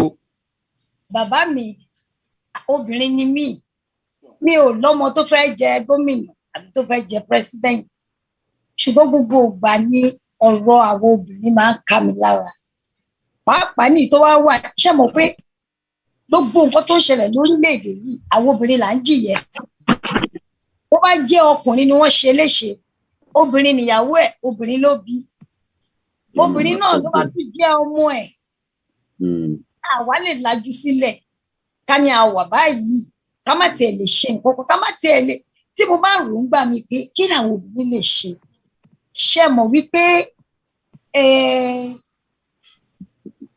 àwọn ìgbésí ayé tá à ń gbé ní orílẹ̀-èdè wa wọn ò fi àyè gba obìnrin tó èmi kàn máa ń rò lọ́kàn mi ni wípé Ọlọ́run fún àwọn obìnrin ní agbára fún ara wa tí wọn bá fàyè gbà wá tí wọn bá mọ gbà ẹ jẹ́ káwa gan ọmọ jẹ àgbà pé ẹ mú wá ẹ̀tọ́ wa lélẹ̀ ó yẹ jẹ́ ká mú wá òun la wá rí pé àwọn obìnrin gan ní nǹkan ṣe fún ilẹ̀ Oòduà tá à ń sọ yìí Yorùbá nation yìí ó di ọwọ́ àwọn obìnrin kí ni àwọn wo la ti rí ẹ mọ ìtàn màmá wa Mọ́remí ẹni tí ò bá mọ̀ kí ìṣe ọmọ Yorùbá ẹ tẹ wọ àwọn tí wọn ti pẹ àwọn táwa gan bá láyé àwọn màmá wa Fúnmiláyọ̀ Ọ̀ràsànkútì gbogbo wa la mọ̀ nǹkan tí wọ́n gbé ṣe èmi kàn máa ń wò wípé tí àwọn màmá wa bá lè ṣe kí lè táwa náà lè ṣe torí tí a ò bá ṣe ta ló fẹ́ ṣe kò sẹ́ni tó máa ṣe àti pé ibi tó ti bí mi ilé jagunjagun ni èmi ò rò pé ibì kan wà ní ilẹ̀ Oòduà yìí tó máa ní wọn ọmọ Kúkú ìdè bóyá ẹ̀jẹ̀ yẹn ló wá wà nínú mi o kò yé mi o ṣùgbọ́n èmi ò nífẹ̀ẹ́ sí pé bí ìyà ṣe ń jẹ wá lọ ní ilẹ̀ Oòduà yìí kí àwọn obìnrin kákan jókòó lásán ká má ṣe nǹkan kan òun ló gbé mi jáde pókè ẹ̀yin ìyá wa ẹ̀yin ẹ̀gbọ́n wa ẹ jẹ́ kí gbogbo wa ẹ jẹ́ ká jáde tí àwa náà bá jáde tí a kópa tó yẹ ká kó Ọlọ́run á lè tètè fún wa ṣe kì í ṣe pé mo lọ́mọ tó fẹ́ jẹ president èmi ò kàwé ìyálọ́jà lèmi so báwo ni mo ṣe fẹ́ ní kó mo wá jẹ president èmi náà ò dẹ̀ gbé gbá ìbò tí àsìkò bá tó tí Ọlọ́run bá ṣe ilẹ̀ tiwa fún wa kò sígbà tí ẹni tó bá fẹ́ ṣòṣèlú ò ní ṣòṣèlú ṣùgbọ́n lọ́wọ́lọ́wọ́ tá a wà yìí ojú iná ni o tí iṣu ewùrà tí ò ní wurun rárá gbogbo nǹkan tó bá gbà ní kí àwọn obìnrin kí a fún kí a rí wípé nǹkan tí a fẹ́ nǹkan tí à ń wá ó ṣeé ṣe nǹkan tó mú mi jáde nìyẹn o. ẹ kú làákàyè ṣe rí ibi tẹ́ ẹ sọ̀rọ̀ ìyá wa ẹ sọ̀rọ̀ wọ́n ní tá a bá porí akọni ká fìdà lálẹ́ gàrà gàgàgà. mo rántí ń dọ́nà lọ́hùn-ún wọ́n ní ìkan nínú ẹni tẹ́ ẹ dárúkọ ẹ̀hún ló kọ́kọ́ wa mọ́tò nílẹ̀ Nàìjíríà. wọ́n ní àkókò kan nígbà tí wọ́n fẹ́ lọ nígbà Yorùbá Awólọ́wọ̀ nígbà tán fẹ́ lọ sí British ìyá yìí mo rí fọ́tò kan bí ọmọ báàgì sàkàdẹ́lì yẹn òun náà ló gbé dání òun ló léwájú àwọn ọkùnrin yẹn wípé ó yá ẹjẹ́ á lọ so òun náà là ń jẹ̀gbádùn ẹ̀ lónìí ṣùgbọ́n ìyá wa Kúkú kí ni ẹ wá rí sọ tí àwọn ìyá tí ń gbà nkàrà pọ́n márùn tí wọ́n lọ kú kùlùbọ́ òdì káàkiri níwájú olóṣèlú níwájú ọmọ inú wọn kí lẹ rí sọ sí yẹn ṣé irú wọn wọ̀nyẹn ṣé dandan ni ká bí wọn nídìílé jagunjagun kí wọ́n tó dá sọ̀rọ̀ freedom yìí ni àbí ìlú tó gbọ́mọ sí ní odindi oṣù 9 táwọn kan sì pè ní sanwó nǹkan kankan tí wọ́n sì yìnbọn pọmọ wọn lójú wọn tí wọ́n sì ń sọ pé òkè ẹ ti wá mórúkọ sílẹ̀ fún 2023 tí wọ́n sì tún ń lọ bẹ̀ ṣé ebi ló tó bẹ́ẹ̀ ni àbí kò sábì amọ̀mọ́ ni kò àárín yẹn ò yé mi ẹ̀nà ń bẹ̀. Bàbá mi abiyamọ póríṣiríṣi bí abiyamọ ṣe wà ni abiyẹran wà ń bẹ̀. Kò ń ṣe pé ebi o ẹni tó bá máa ṣèranù ọ̀rọ̀ ebi kọ́ ẹni tó bá ní ojú kòkòrò púpọ̀ àwọn màá tó ń bẹ́ kiri lórí kíní iná lówó lọ́wọ́ ṣùgbọ́n ojú kòkòrò tí olóyìnbó ń pè ní greediness ó wà ní ara wọn á ní owó òkè tó lówó báwo lè ṣe fẹ́ ṣe ẹni tó lójú kòkòrò tẹ́ fẹ́ gbà lọ́wọ́ ẹ̀ àìmọye àwọn ìyá tó jẹ́ pé wọn ò ní nǹkan kan ṣùgbọ́n wọ́n dúró ṣe rí àwọn ní múrítàlá kan ẹgbẹ̀rún ìyá yìí àwọn yóò ń ṣàbíamọ o abiyẹran ni wọ́n abiyẹran àwọn òbí tó jẹ́ wípé wọ́n jẹ ọjọ́ ọ̀la àwọn ọmọ wọn wọ́n jẹ́ máyé lóde òní wọ́n ti gbàgbé wípé ọjọ́ kan àwọn náà ò ní sí láyé ìmọ̀ àwọn á fi ọmọ sílẹ̀ ṣùgbọ́n wọ́n ń gbin ìyà wọ́n ń gbin wàhálà wọ́n ń gbin àwọn ọmọ kékeré ìsìn tó ń pè ní sùúrùtù wọ́n ń gbin sílẹ̀ fún àwọn ọmọ wọn àwọn kan òkúkú ń ṣe bí mo yẹ sọ lẹ́ẹ̀kan ìranù pé ẹ ṣàjẹ́ ká lọ tá a bá ti débẹ̀ wọ́n á fún wa lówó tán bá dẹ̀ ti fún wa lówó èní náà a máa ṣe oúnjẹ àdíráyè láti lọ mọ́ àní ìdí láti ṣiṣẹ́ ìmí ọ̀lẹ ló gbẹ̀wọ̀n ẹlòmíì débẹ̀ o ọ̀lẹ àwọn alápá má ṣiṣẹ́ ìyẹ́ tó yẹ kán ṣe ìgbà wo tí obìnrin bá ní iṣẹ́ lọ́wọ́ bàbá mi ọ̀rọ̀ ebi kọ́ leléyìí o ebi ká gbé yẹn sẹ́gbẹ̀ kan yẹn ń ṣe tiẹ̀ ń bẹ̀ ṣùgbọ́n èyí tó jẹ́ kókó ń bẹ̀ àìníṣẹ́ lọ́wọ́ pẹ̀lú iṣẹ́ tó ti wà nídìí iṣẹ́ tó bá jẹ́ pure water ló ń tà tó ti jí láti àárọ̀ tó ti gbé pure water lọ tó máa wọlé ìrọ̀lẹ́ tó ti rẹ̀ ṣé yẹn ló máa wá ní òun fẹ́ lọ bá wọn pín 20 naira kò kí irú yìí ò ní bá wọn lọ pín 20 naira bí mo ṣe sọ lẹ́ẹ̀kan a rí àwọn màmá tó ní owó gan tí wọ́n ní owó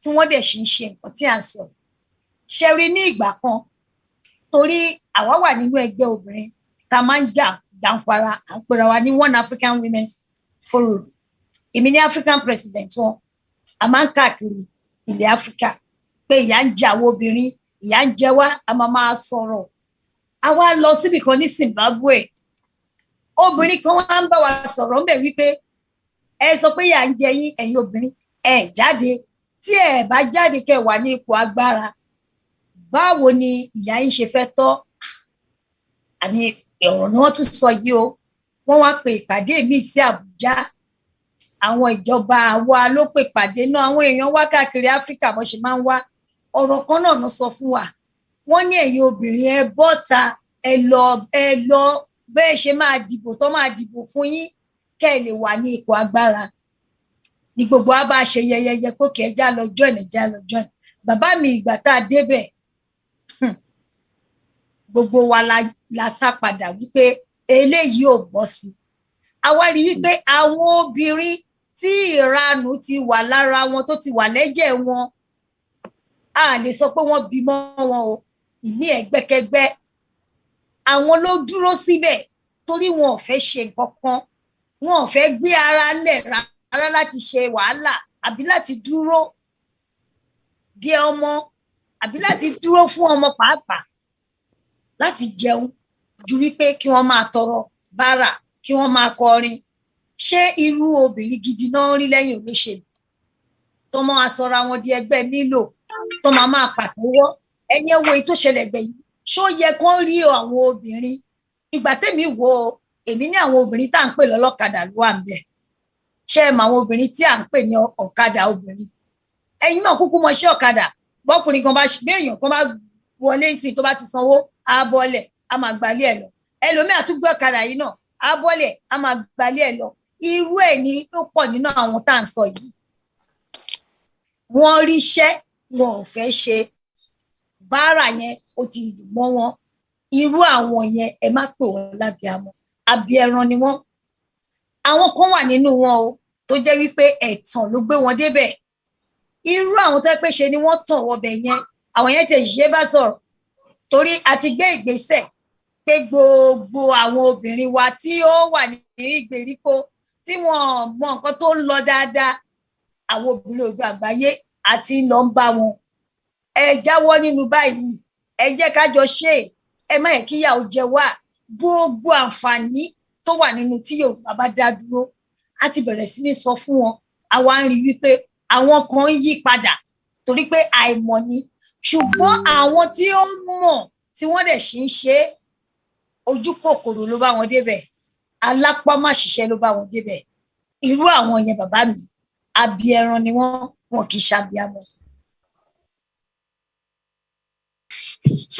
ẹ ṣe púpọ̀ màmá ẹ kú ohùn ní àti àtàárọ̀ Ọlọ́run á jẹ́ kí a rí yín pẹ́ tọ́ ẹ jẹ́ kí n sáré padà lọ sí inú ilé ó dàbí ẹni wípé àwọn tí ó wà nílé náà ní ìbéèrè bóyá tí wọ́n fẹ́ fún yín tàbí tí wọ́n fẹ́ fún ìyáàfin Animasha wọn màá kọ́kọ́ pe comrade Isataju pé kí wọ́n dákun kiri tí wọ́n bá ní ìbéèrè tàbí ohun tí wọ́n fẹ́ fi kún tí ẹ sọ̀kalẹ̀ yìí comrade Isataju tí wọ́n bá wà pẹ̀lú wa. Isaiah Teju. Ṣé Isaiah okay a jẹ́ pé ilé tí wọ́n fún mi okay Isaiah Teju all right. Ṣé wọ́n wà nílé pẹ̀lú wa? Wọ́n wà nílé. Tọ́ ẹ jẹ́ ká gbóyin sá o.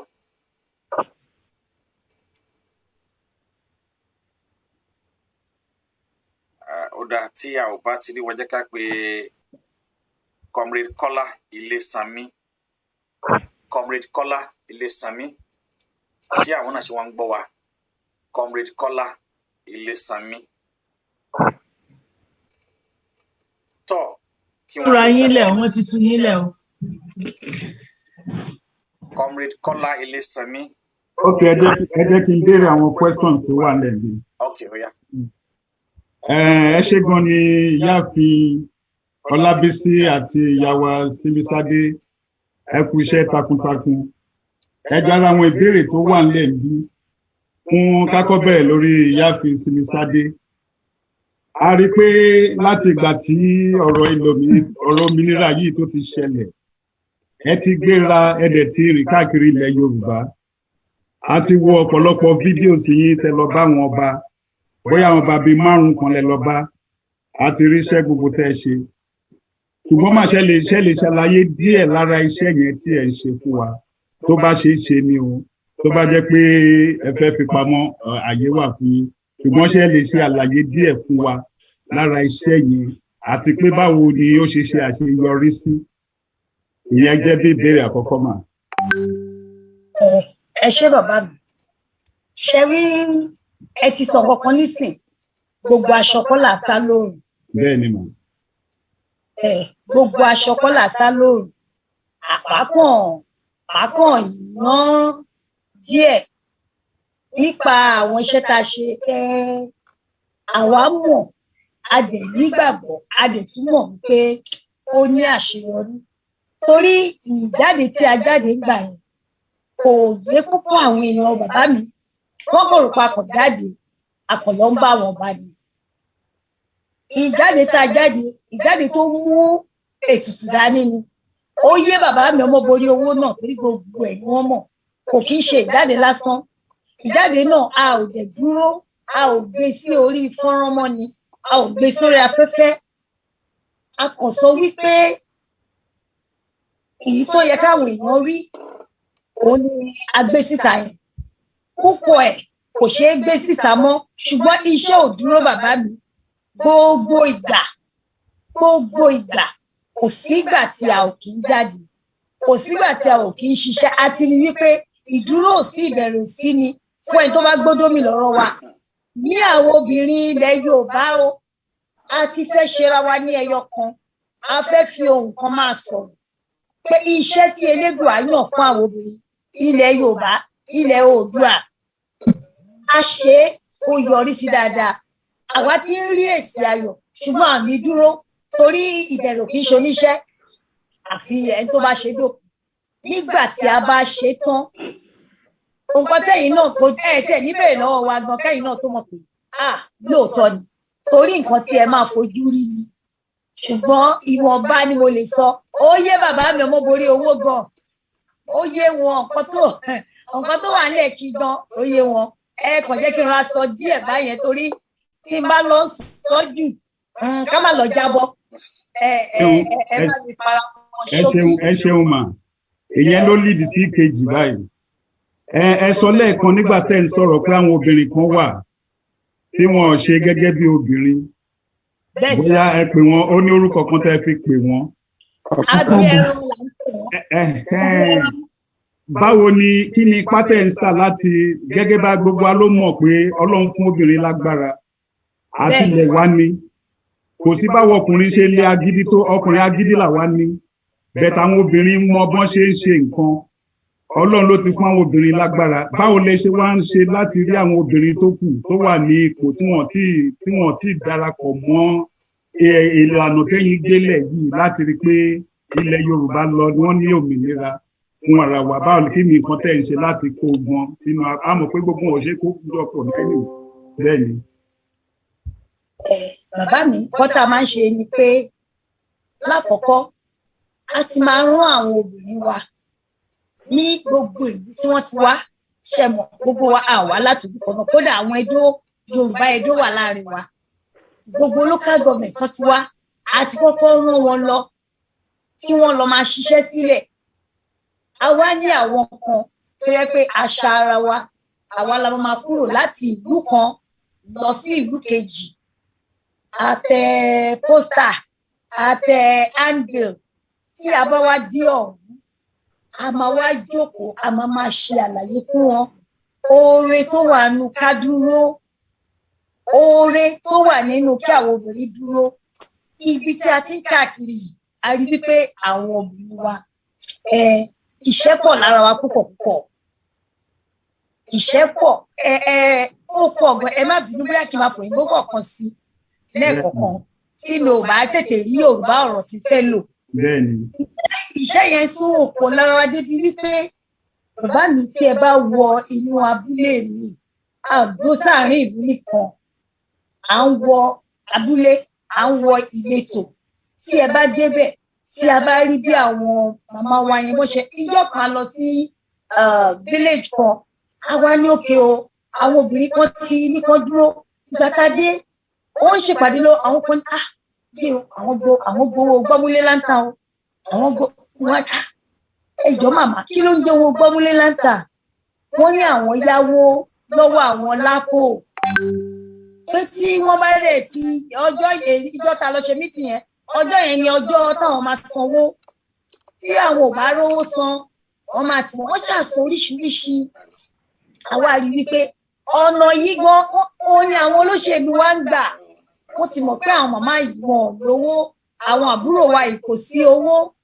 ẹlòmíì owó kékeré owó tó yẹ pé tí ò tó ra nǹkan ó dẹ̀ máa ju àwọn ènìyàn lójú láti fi ṣiṣẹ́ nígbà tí olóṣèlú bá ti gbé fún wọn á búra fún wọn àwọn wá sọ fún wọn wípé kí wọ́n ní sùúrù àwọn obìnrin Oòduà àwa fúnra wa ti ṣetán láti gbé báǹkì sílẹ̀ fún obìnrin ilẹ̀ Oòduà obìnrin Yorùbá nìkan láti máa gba owó kí wọ́n má gba owó gbọ́múlé láńtà mọ́ gbogbo bí tá a bá ti wá dé tá a bá ti bá wọn sọ̀rọ̀ bí nǹkan tí ó máa mú ìlọsíwájú bá gbogbo obìnrin ṣé bẹ́ẹ̀ mọ̀ pé àwọn obìnrin la pọ̀ jù tí wọ́n bá fẹ́ dìbò àwọn obìnrin lè máa bá mẹ́ta máa pọ̀ jù tí ẹ bá lọ church àbí mọ́ṣáláṣí àwọn obìnrin náà lè máa bá mẹ́ta máa pọ̀ jù àwọn ń sọ fún àwọn obìnrin wa wípé ní ìwọ̀n ọ̀gbà tó jẹ́ wípé àwa la pọ̀ jù kí wọ́n jọ̀ọ́ kí wọ́n jẹ́ ká lo pípọ̀ ju wa tí Ọlọ́run fún wa kí wọ́n jẹ́ ká fi dúró ti ilẹ̀ Oòduà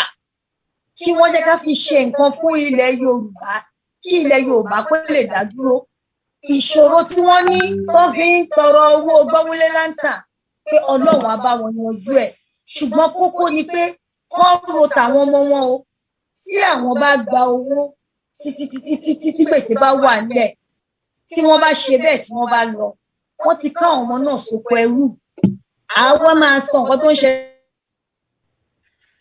nílùú òyìnbó bí àwọn òyìnbó ṣe ń ṣe bí àwọn obìnrin wọn ṣe ń ṣe àwọn míì ṣe cooperative àwọn míì á láwọn lọ́yẹ̀ pé ókè ṣé oko lẹ fẹ́ dá àmọ́ àwọn tó máa ràn yín lọ́wọ́ nítorí àwọn tí ó nífẹ̀ẹ́ ilẹ̀ Oòduà kọ̀ọ̀kan dáa ní àwọn ọmọ Yorùbá àtàtà wọ́n ń pè wá wọ́n ń sọ fún wa wípé àwọn obìnrin àwọn fẹ́ ran àwọn obìnrin tó wà nínú ìletò yẹn wọ́n fẹ́ ràn wọ́n lọ́wọ́ tí wọ́n tá a bá dẹ̀ ti débẹ̀ àsọ̀kan wípé ẹ má ṣe wàhálà o àwọn obìnrin Oòduà àwa fẹ́ ṣí báǹkì tiwa lọ́tọ̀ o ṣùgbọ́n ká tó ṣe o àwọn ọmọ Yorùbá àtàtà kan wọ́n fẹ́ ràn yín lọ́wọ́ o báyìí ni ọ̀nà yìí báyìí ní kẹ́ gbé gbà o ẹ wá jọ o tó má ti ràn yín lọ́wọ́ ẹ má padà lọ bí tẹ́ ti máa lọ ṣe tẹ́ ti máa lọ tọrọ bárà bí tẹ́ ti máa lọ yáwó owó tó ń fi ràn yín lọ́wọ́ yìí ẹ fi ṣe iṣẹ́ tí èrè bá ti yọ ọ́ ń bẹ̀ ọkàn yín náà balẹ̀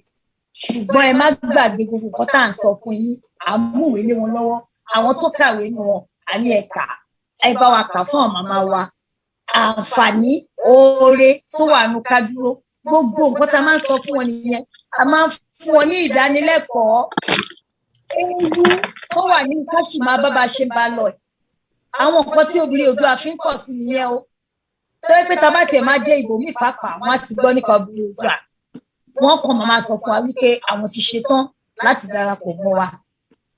ẹ ṣeun mà ohun tí ẹ ṣe gan ni mà kó tó di pé mo pe Isaiah Tẹ́jú ìbéèrè kan àbí méjì wà fún ìyá fi wa Ọlábísí Anímáṣẹ̀hún ẹjọ́ mà ẹ sọ nínú ìgbà tẹ́ ń ṣàlàyé fún wa ẹ sọ nípa Ọ̀rúnmìlà ẹ sọ nípa Ògún ẹ sọ nípa Ṣàngó ẹ sọ nípa Ọ̀ṣun. bàbá mi ẹ tún ọ̀rọ̀ yẹn sọ fún gbọ́. ókè fún ìyáàfin wa Ọlábísí Anímáṣẹ̀hún àwọn ní ìbéèrè yìí wà fún nínú ìgbà tí wọ́n ń ṣe àlàyé fún wa wọ́n ṣàlàyé nípa Ọ̀rúnmìlà wọ́n ṣàlàyé nípa Ògún nípa Ọya àti bẹ́ẹ̀ bẹ́ẹ̀ lọ àwa ìbéèrè kan wà tí wọ́n ní kí ni ipa tí ẹ̀sìn wọ́n especially tí wọ́n ń pè ní Islam àti Christianity tó wá kó nínú gbogbo àwọn àṣà ìṣẹ̀ṣe tó ti wà láyé àtijọ́ ìbéèrè yẹn ni pé ẹ sọ pé àwọn Ọ̀rúnmìlà Elédùmarè ló rán wọn wá sí ayé nígbà yẹn ṣé Elédùmarè ṣó ìran àwọn èèyàn wá sílé ayé ní ayé tí a wà yìí àbí ìyẹn ti kọjá lọ. kò sí ìkọjá lọ nínú in the Yorùbá world view bí àwa Yorùbá bá ṣe rí ilé ayé nítorí a nígbàgbọ́ wípé Olódùmarè ó ní 401 benevolent forces on his right hand side and 200 plus 1 malevolent forces on the left hand side of Olódùmarè. And Olódùmarè created them in order to be in constant conflict so that there can be order. So night paves way for day. Can you imagine the battle that ensued before night could give way to day? Omi ń paná, Olódùmarè created synonyms and antonyms. So ó create tíná bá jó ranran, omi náà ni ó pa kàn yìí. Ó dá akọ obìnrin, akọ, ó dá abo, ó dá nínú ẹja, ó dá nínú èèyàn, nínú igi, nínú gbogbo. Olódùmarè ti ní ètò yìí sílẹ̀ fún wa. wípé so that there will be balance in the world. Nítorí ẹ̀yin imagine kí ló mọ jó lọ rẹ́rìn kójò mọ́ pa ọ̀ kí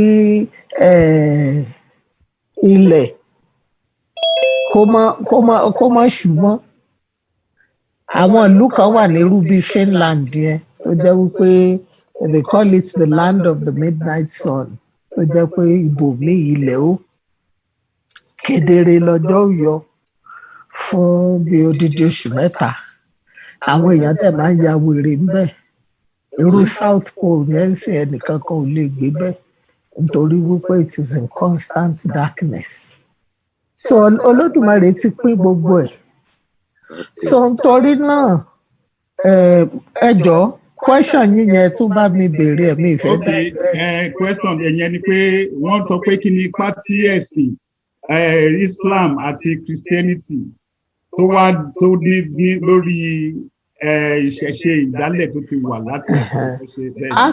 Kò lè Yorùbá religion is very inclusive àwa ò kì í sọ wípé ọ̀nà tiwa nìkan náà ló dọ́dọ̀ Olódùmarè a máa ń so I include any new phenomena so that's +1 400 + 1 is for any other new thing tabari 200 + 1 now coronavirus ti join ẹgbẹ́ àwọn malevolent forces on the left hand side of Olódùmarè bá bí ẹ̀sìn Yorùbá ṣe rí nìyẹn we include so irú nínú Ifá nínú òtúrá méjì wọn kì í kéwú bẹ́ẹ̀ kéwú wà nínú òtúrá méjì it tells the story of how Ọ̀rúnmìlà bó ṣe travel káàkiri ó lọ sí Mọ́kà ó kọ́ wọn ní dídá ọwọ́ ó kọ́ wọn ní ètìtì alẹ̀ ó kọ́ wọn ní ọ̀kárara ẹbọ ó sọ story náà ń pa àwọn ẹ̀sìn míì but particularly Islam ó dárúkọ ẹ̀ gan ó dárúkọ àwọn ẹ̀sìn míì náà so àwọn ẹ̀sìn míì yẹn bíi Christianity nǹkan kan inú àwọn Yorùbá wọ́n nígbàgbọ́ wípé ẹnìkan kan ò lè ra Olódùmarè lẹ́rú nobody is Olódùmarè is not anybody's precinct gbogbo wa lájọ ní Olódùmarè so àwọn odùfá kan náà sọ ní àìṣe tá a bá ṣe ń kọ́ ẹni ní ṣe wọ́n ní tá a bá ṣe ilé wọn á sì dáhóró ọ̀dẹ̀dẹ̀ wọn á sì jẹ gìrìgìrì adé á fún ọba Olúrèté tó bù ṣe gàdà tó bù ṣe gèdè ó lóun ó relé Èdùmàrè lẹ́rú ó ra lára ó mú jẹ ó ra dèrò ó mú jẹ ó ra àwọn ọba ńláńlá ayé ìgbà òun ni mo dárúkọ yẹn Wárọ̀gún Àga ọba Afẹ̀ nǹkan kan ó ṣàtàì láti ó ra gbogbo wọn ó mú jẹ nítorí ó lówó ó wá bùṣe gàdá ó bùṣe gèdè ó lóun ó relé Èdùmàrè lẹ́rú wọ́n ní irọ́ ni wọ́n ń pa kò lè ṣẹ èké ni wọ́n ń ṣe kò lè ṣẹ ọ̀mọ̀mọ̀ sí níyàn tí ó relé Èdùmàrè lẹ́rú irọ́ ni wọ́n ń pa kò lè ṣẹ. So the Yoruba religion or worldview is inclusive of other peoples. Wọ́n respect wọ́n ní tẹríba fún ẹ̀sìn ẹlòmíì àbí nǹkan tuntun tó bá dé. Nítorí náà ni àwọn ìmọ̀le ni wọ́n ṣe ráyè gbà nítorí kíní ni Islam gbà wá sí Nàìjíríà Mali ìlú mọ̀lé ló gbà wá sí Nàìjíríà so wọ́n sì gbà wọ́n láyè wọ́n ní mọ́ṣáláṣí tí wọ́n ní gbogbo ẹ̀ bẹ́ẹ̀ náà nígbà tí Christianity náà dé tó jẹ́ pé wọ́n gbà wọ́n láyè àwọn Yorùbá wọn lòdì sí wípé kẹ́lòmíì ò ṣẹ̀sìn tiẹ̀. ẹ ṣé gan ni màmá. èmi ìmọ̀ bóyá mo wá ń ṣàpẹ́sàn yẹn. ẹ ṣé gan ni màmá. ẹ ṣé gan ni kódà ẹ ti fẹ́ answer the question tí ó wà ní ìkàwé tí ìkàwé ti fàyàtì bọ́ ẹ jẹ́ kí n pe comrade Mary ó dàbẹ̀ ni pé àwọn náà wọ́n ní ìbéèrè tí wọ́n fẹ́ bí yín lẹ́yìn náà kí comrade Tájù kí wọ́n máa múra sílẹ̀ ẹ dákun láàrin ìṣẹ́jú náà Tájù.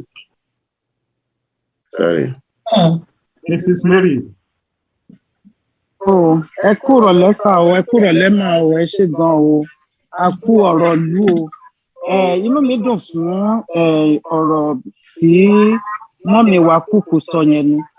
Torí ó ti gbọ́ nǹkan, ó ti ní nǹkan tí mo gbọ́ tó dẹ̀ bà mí lọ́kàn jẹ́ nípa àwọn obìnrin wa nísàlẹ̀ yìí pé wọ́n ń yáwó tán bá dẹ̀ yáwó lọ́wọ́ àwọn Fúlàní tilẹ̀ ni wọ́n pè wọ́n pé wọ́n ń yáwó lọ́dọ̀ àwọn Fúlàní pé tán bá dẹ̀ yáwó lọ́wọ́ àwọn Fúlàní wọ́n á make sure pé owó tí wọ́n ní lè dá padà ni pé kinní yẹn dẹ̀ ti jẹ́ nǹkan tó jẹ́ pé ó ń tú family pé tán bá wá dá padà pé wọ́n á wá máa bá wọn sùn pé tán bá bóyá mọ́mì Kúkú náà mọ̀ ń pẹ́ wípé tán bá bá wọn sùn tán máa tan àbẹ́là ní àfìgbà tábẹ́là yẹn bá tó kú tán kán tó fobìnrin yẹn lẹ̀. So inú mi wá dùn pé inú mi wá dùn fún nǹkan tí mọ́mì wa Kúkú sọ pé wọ́n ti ṣe kinní yẹn lẹ̀ bóyá tọ́nà bá ṣe tá a bá gba Yorùbá wa tán àti ẹ̀ ti gbà á torí nǹkan tí mọ́mì wa sọ pé ó di ọdún kan tàbí ọdún méjì mọ́mì mi ò fara mọ́ yẹn o ọdún kan ọdún méjì ti jẹ́ nǹkan táwọn òbòyọ́ ọ̀la la máa gbà. So inú mi dùn pé ó bá jẹ́ pé nǹkan téèyàn tá a lè ṣe náà ni àwọn obìnrin wa tó bá lè jẹ́ cooperative náà ni pé tán bá yáwó òkè ọ̀ àwọn tó bá ń tajà kán máa tajà fún wọn láwìn pé òkè o ra ọjà yìí o mówó ẹ̀wà ní bóyá oṣù méjì ní bóyá oṣù mẹ́ta ni o. So inú mi so dùn ó dẹ̀ mú kí ọkàn mi kó bu omi tútù sọ́kàn mi fún nǹkan tán ṣe. Mọ́mì Kúkú, God bless you ma, ẹ ṣé gan. Ẹ ṣé mà, ẹ ṣé mà. Tọ́ ẹ ṣé púpọ̀, màá tún fẹ́ kí comrade Tájù kí àwọn náà kí wọ́n béèrè ìbéèrè tí wọ́n bá fẹ́ béèrè. Comrade Tájù. Ẹ ṣé olóòtú comrade Tẹ́jú ni kì í ṣe Tájù Tẹ́jú. Ok, ẹ má bínú. Bẹ́ẹ̀ni, so ẹ ṣé púpọ̀ ọ̀gbà tí ẹ pè lẹ́ẹ̀kan yẹn mo sáré lọ ṣe ẹ̀yọ ni ìgbà tí máa padà ẹlòmíì ti ń sọ̀rọ̀. Kí ló ń jẹ́ yọ? Yorùbá ní wà. Wọ́n lọ tọ̀ àbí? Wọ́n lọ sí gá. Gá ọ̀tọ̀ ẹ̀yọ ọ̀tọ̀. Ìgbẹ́ ni gá. Ìgbẹ́ ni gá ilẹ̀ yọ ìtọ̀ ni. Ìjẹ̀bú lèmi mo gbọ́ Yorùbá dáadáa. Ẹ má sọ fáìnù mọdrétọ̀ tẹ́ ẹ gbọ́ Yorùbá. So original Yorùbá ni. Ok, ẹ ṣé mà. Mọ́bí wa. Pè ní gbọ̀nsẹ̀ o.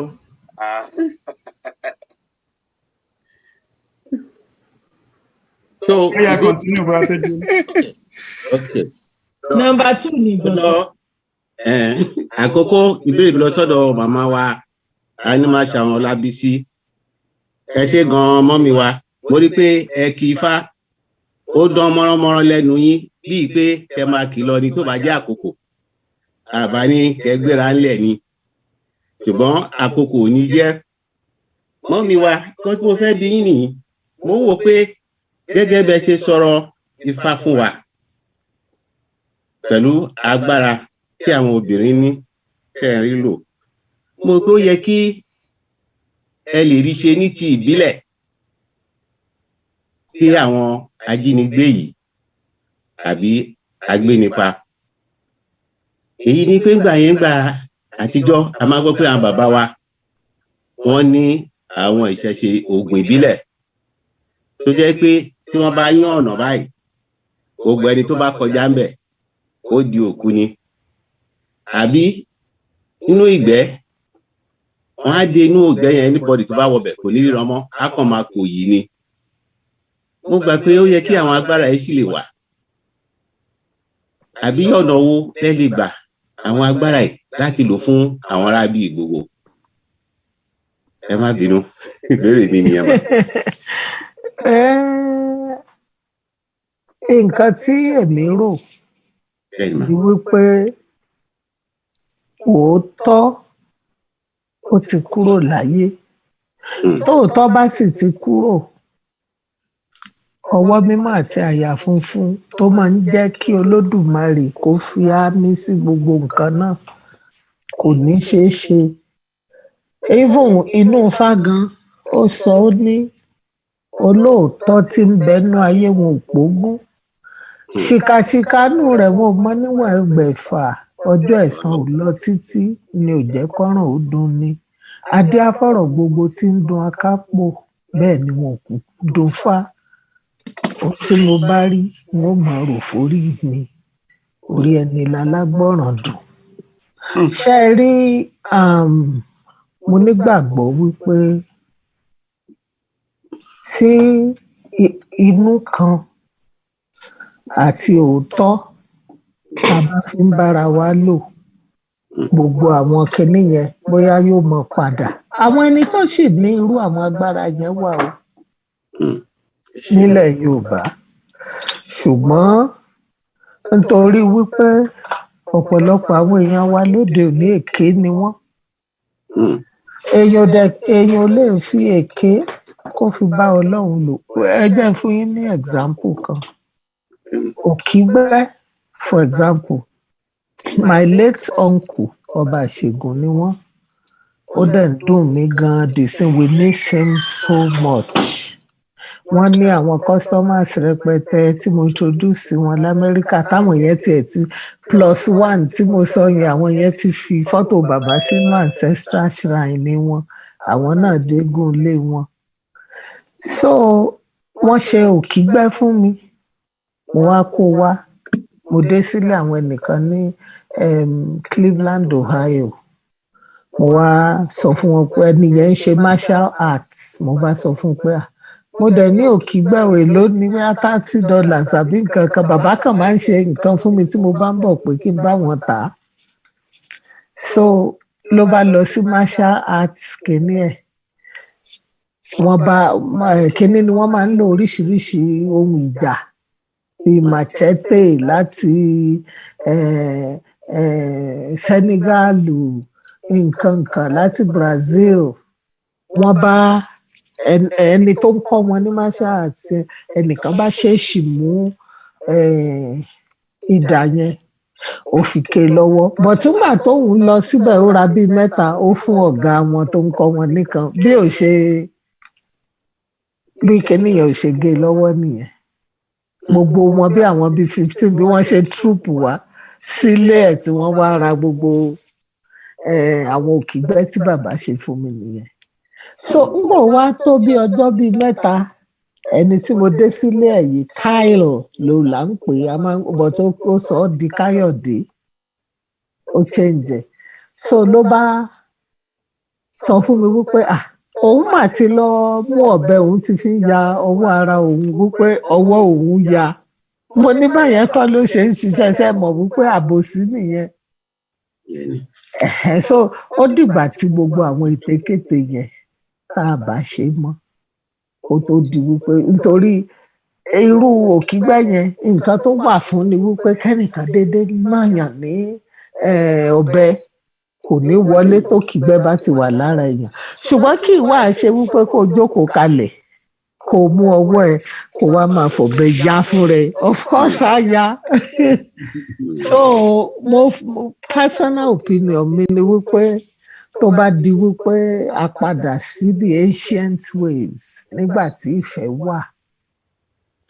wà gan-an tí bàbá mi máa ń sọ fún mi láyé ìgbà yẹn wípé àwọn èèyàn ẹnìkan náà ní village ní àbá ló máa lágbádá agbádá yẹn ni gbogbo èèyàn máa wọ̀ yóò sì fi kọ́ sọ́ọ̀dẹ̀ tẹ́nìkan bá ní òkú kan tó ń lọ nínú táwọn àwa mú agbádá yẹn yóò wọ̀ bẹ́ẹ̀ náà ní bàtà níbi tífẹ̀ wà so tọ́lọ̀ ń bá wa ṣe torí àwọn ẹ̀sìn òkèèrè ó kọ́ wa wípé ká wà individualistic ká máa dá nǹkan ṣe nǹkan èyí ó mẹ́nìkan lóṣó wọ́n mẹ́nìkan lájẹ́ ajá kì í ṣe nǹkan búburú ẹ̀ẹ̀kan bẹ́ẹ̀ náà ni pé kó jébù rẹ̀ because Olódùmarè dá gbogbo wa we are going to coexist together here in this plane tá a ti wá nájà yìí so nítorí náà kò mo nígbàgbọ́ wípé ó ṣeé ṣe mọ̀ bóyá mo answer question yín. àgbọ́yé mà so question mi kejì ó lọ sí ọ̀dọ̀ màmá wa Simi Sade Kúkú mọ́mí wa ẹ kú iṣẹ́ takuntakun náà tẹ̀ ń ṣe àbá àti ẹ̀rí tẹ́lẹ̀ a máa rí inú amóhùnmáwòrán gbogbo bí ẹ ṣe lọ sí ọ̀dọ̀ àwọn ọba ilẹ̀ Yorùbá káàfin àwọn kábíyèsí gbogbo a rí lórí àwòrán ẹ lọ síbẹ̀ ẹ kí wọn ṣùgbọ́n ìbéèrè mi ni pé màmá báwo ni wọ́n ṣe gbà yín lálejò nígbà tẹ́ débẹ̀ kí ni ìṣesí wọn sí yín torí a gbọ́ pé ọ̀pọ̀lọpọ̀ kábíyèsí gan wọn fara mọ́ ilẹ̀ òmìnira tá fẹ́ gbà Yorùbá nation pé ọ̀pọ̀lọpọ̀ kábíyèsí kò fara mọ́ nítorí pé àwọn náà jẹ lọ́dọ̀ ìjọba ilẹ̀ wa kí ni àkíyèsí yín pẹ̀lú àwọn kábíyèsí gbà tẹ́ débẹ̀. àkíyèsí tèmi tí àwa rí torí kìí ṣe mi nìkan tó dùn mọ́ wa nínú gan tá àti expect bàbá wa ni máa kọ́kọ́ dárúkọ wọn Ọọ̀ni òrìṣà tẹ́lẹ̀ àbá náà máa ń rò pé nǹkan táwọn èèyàn bá ti sọ ṣe mọ̀ pé propagandas ó pọ̀ gan àwọn èèyàn máa propagate and people say a lot of things láti discredit èèyàn tí Ọlọ́run bá yọ́nú sí àti Ọlọ́run bá gbéga. So we have had so many nasty things about him and some other things like that. But nígbà tí a dé ọ̀dọ̀ kábíyèsí, wọ́n gbà wá tọwọ́ tẹsẹ̀. Wọ́n fi yé wa wípé àwọn ni bàbá gbogbo wa. Ṣùgbọ́n báwọn ṣe jẹ́ bàbá wa tó, àwa obìnrin àwa ni màmá. Pé kò sí nǹkan tá a bá fọwọ́ sí tí kò ní ṣeé ṣe. Nítorí náà, àwọn ni tiwa, àwa ni tàwọn. Wọ́n ràn wá lọ́wọ́ gan. Àwọn program obìnrin tí mo sọ yìí, bàbá ràn wá lọ́wọ́ ńbẹ̀ torí a gbé kíní program mẹ́ta fún wọn, a kọ sínú lẹ́tà, microfinance bank, a fẹ́ ṣe oko, a fẹ́ ṣe mechanized farming fún àwọn èèyàn wọn tẹ́ pé oko làwọn yẹn yàn láàyò. Then àwọn sisi obìnrin tó kàwé tó láwọn graduates láàrin wa tí wọ́n kàwé tí wọ́n ríṣẹ́ àwa ni a máa ní school for entrepreneurship. Ṣẹ̀rù pé 3-in-1 package. Àwọn àgbẹ̀ fún bàbá wa, he was so happy and he said everything will be done. So nígbà tí a wá lọ tó jẹ́ ìyàlẹ́nu tí a lọ bá bàbá ní ọjọ́ yẹn, bàbá ló gbé ọtí jáde fún ara wọn. Gbogbo nǹkan tí ó yẹ kán ṣe ni bàbá ṣe, kódà wọ́n fi ṣe àdúrà fún wọn. Wọ́n dẹ̀ fi ń yé wa wípé nǹkan tí a fẹ́ òun làwọn fẹ́. Ṣé ẹ rí i pé kò sí gbogbo èèyàn a ti ń gbọ́ oríṣiríṣi tí kò rí bẹ́ẹ̀. Kábíyèsí number 1 ni wọ́n ní wọ́n ṣe dáadáa fún wa. Number 1 bàbá wa Ọọ̀ni wọ́n ṣe dáadáa fún wa. Bàbá wa ní Àkúrẹ́ mo lè má pe orúkọ yẹn dáadáa bóyá Déjì àti Déjì Àkúrẹ́. Bàbá wa ṣe bákan náà fúnra wọn ṣe yẹ ìlúkú méje àwọn náà gbé ọtí láre fún ara wọn. Wọ́n bẹ̀rẹ̀ sí ní ṣàdúrà inú wọn dùn kódà àwọn obìnrin ìlú wọn ní kíákíá kan lọ join wa. Àìwádìí ọ̀dọ̀ bàbá wa ní Èwí Adó Èkìtì ibẹ̀ yẹn náà tún dùn.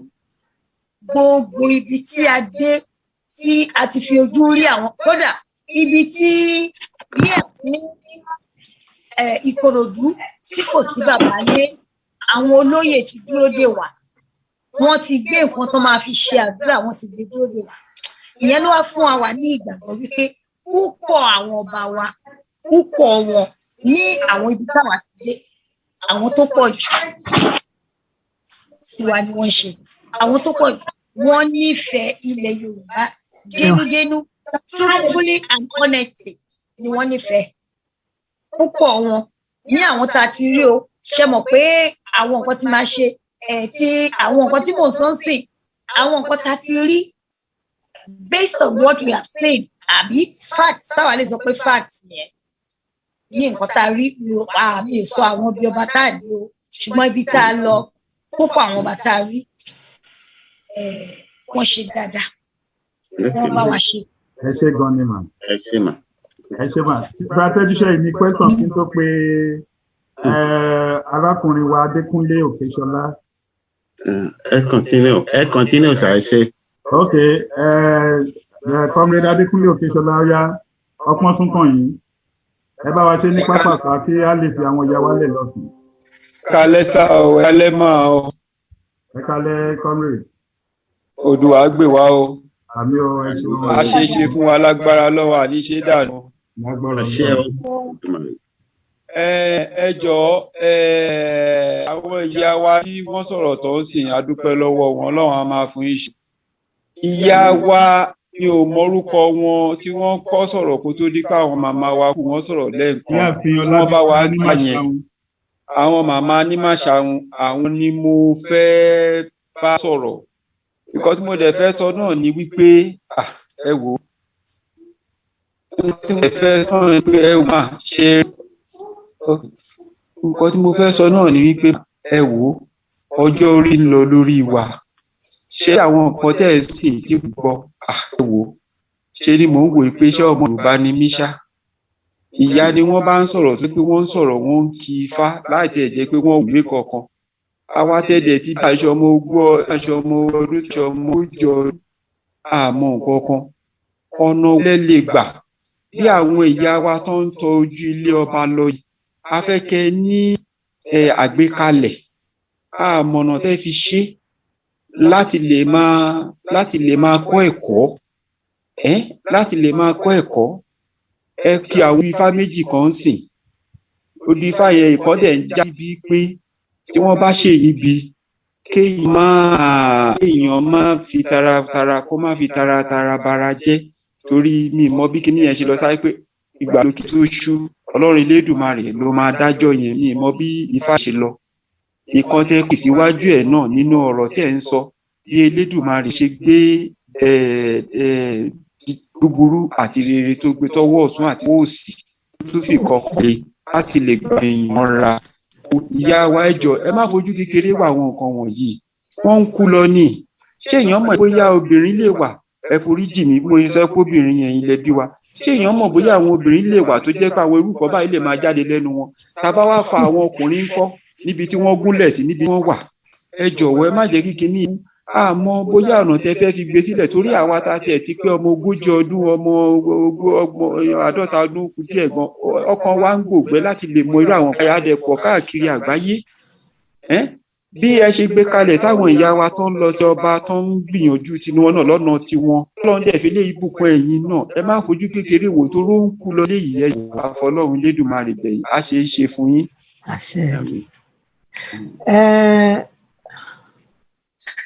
Ìyẹn dúró bẹ́ẹ̀ ìkejì ni wípé ìkejì tí mo fẹ́ sọ ní náà ẹ jọ̀wọ́ ẹ jẹ́ kí n fi méjèèjì papọ̀ ṣe rí ilé ìdẹ̀ tó ń lọ pẹ̀lú ẹ̀yin àti ìwà kejì àwọn màmá kúkú mo ṣẹ̀ṣẹ̀ orí mítìn yìí nítorí mò ń ṣe ìpàdé mi níbì kan mo dẹ̀ ti gbọ́ nípa ìpàdé àwọn ìlànà torí àwọn moderator tó ń pè mí sìn wọ́n lè ṣàmámọ̀ pé mi ni mò ń sọ̀rọ̀ mi ò mọ bí tẹ́ ti bá dé mi mọ nǹkan tẹ́ kí n tó débì nǹkan kan wà tó ṣe pàtàkì iṣẹ́ tí bàbá bá ń jẹ́ Akíntóyè tí wọ́n ń ṣiṣẹ́ takuntakun gidi gan ni àgbàdúrà sọ́lọ́ Ọlọ́run á jẹ́ kán sì wá dá igbó ẹ̀rù àwọn míì náà dẹ̀ tún wà tí wọ́n ń ṣiṣẹ́ takuntakun báyá lábẹ́ ilẹ̀ ni o bóyá à ń ṣe ni o wọ́n wà ṣùgbọ́n ẹ̀yin àgbàlagbà lẹ́bọ̀ àmọ̀nà tẹ́ fẹ́ bá wa tọ̀ ẹ jọ̀wọ́ torí Ọlọ́run kí wọ́n tọ̀tọ̀ sójú kí ìrìn àjò wa ìkó lè yá wa ẹnìkan ò lè máa gbé sókè kẹ́nìkan máa gbé sódò ẹnìkan ò lè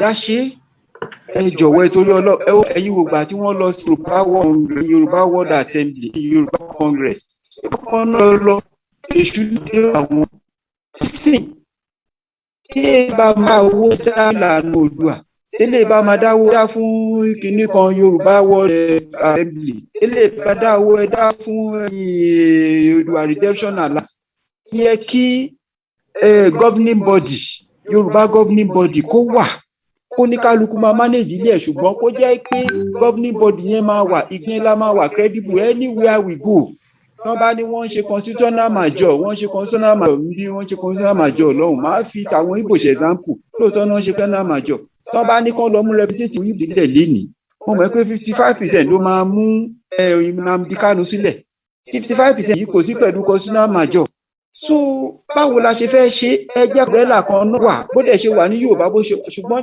ọ̀rọ̀ Yorùbá lèmi ń sọ yìí ẹ jẹ́ kí Yorùbá kó ní one voice náà dẹ̀ ni pé ẹ jẹ́ kí Yorùbá kó ní governing body tó máa sọ̀rọ̀ ọ̀nà tẹ́ fẹ́ bá wa gbé gbà tó bá jẹ́ bẹ́ẹ̀ ìrìn àjò tó yẹ kó gba lógún ọgbà lójọ ẹ̀ àpọ̀ lọ́mọ Yorùbá wo kí anybody àtọ́ á gbé àkọsí èyí ìyá ẹ̀ ń gbọ́ mi àtẹ̀yìn bàbá mi tẹ wà lórí kíní ìyanu ló máa jẹ́ pé owó tí wọ́n máa rí láàrin ọjọ́ kan ká má yẹn pé oṣù kan kó ẹjọ́ ẹ má gbà yín lákòókò púpọ̀ ló ṣì dánu dúró bẹ́ẹ̀ yẹn. ok èyí tẹ́ ẹ sọ nípa ẹ̀sìn yẹn ọwọ́ gbogbo yín ló kù sí every one of us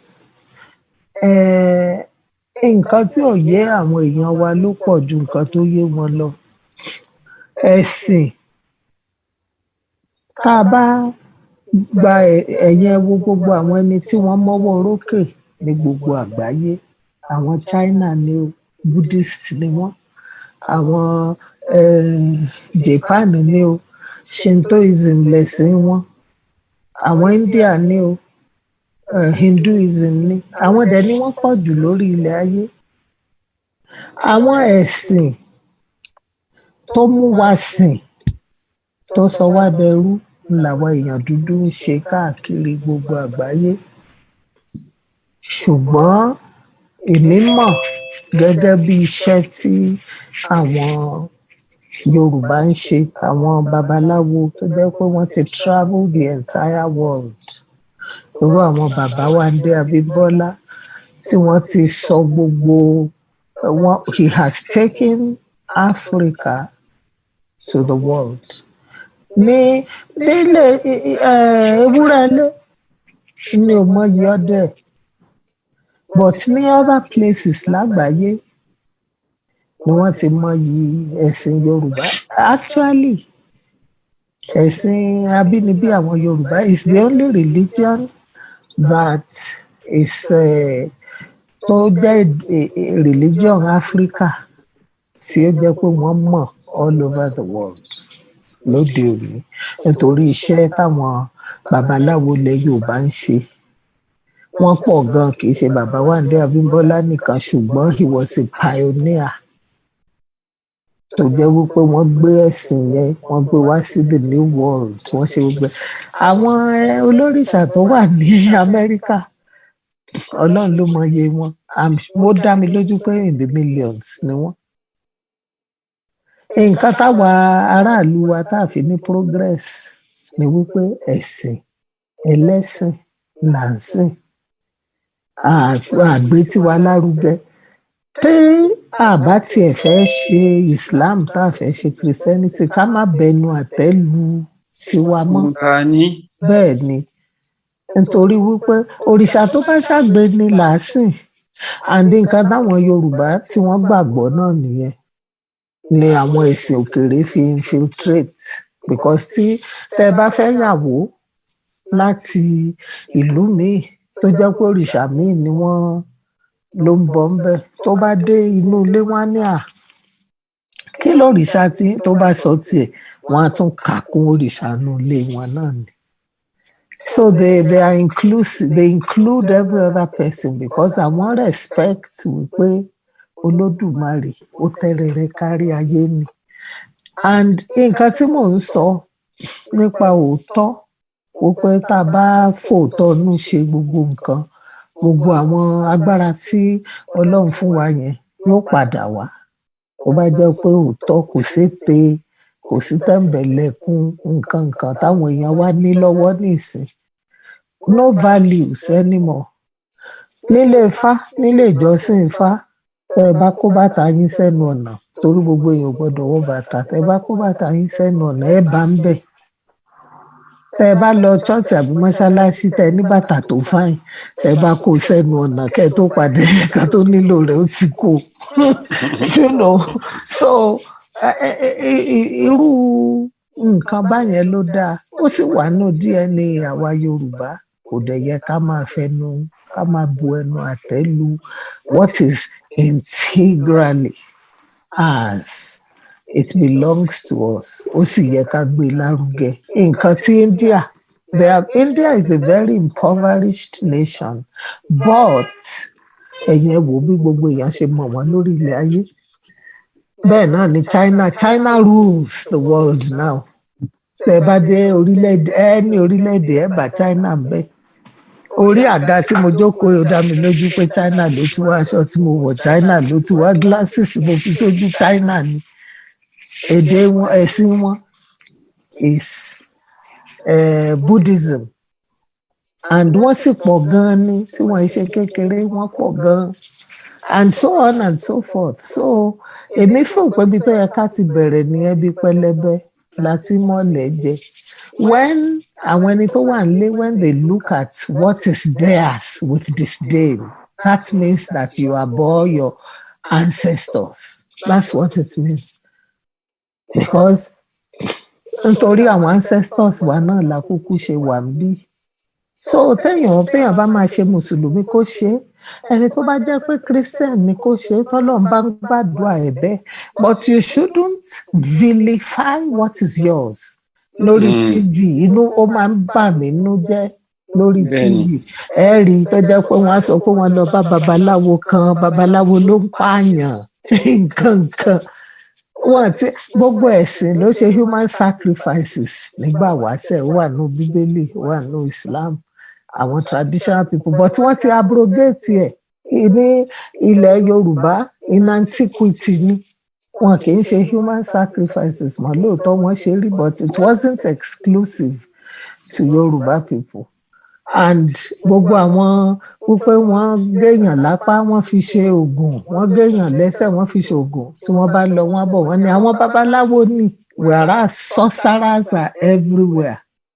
Àwọn onípàgùn ó wà nínú Christianity, ó wà nínú Islam, so they are everywhere. And àwọn traditional Yorùbá people gangan, irú ní ọdún kan tí mo lọ fún wọ́n ṣe ọdún Ifá lọ́yọ̀ọ́, mo wá lọ, wọ́n á sọ wípé àwọn babaláwo, àwọn traditional people àtàwọn ọdẹ àdúgbò, they started manning the rivers because wọ́n discover wípé àwọn Muslims ni wọ́n máa ń ṣe human sacrifices jù.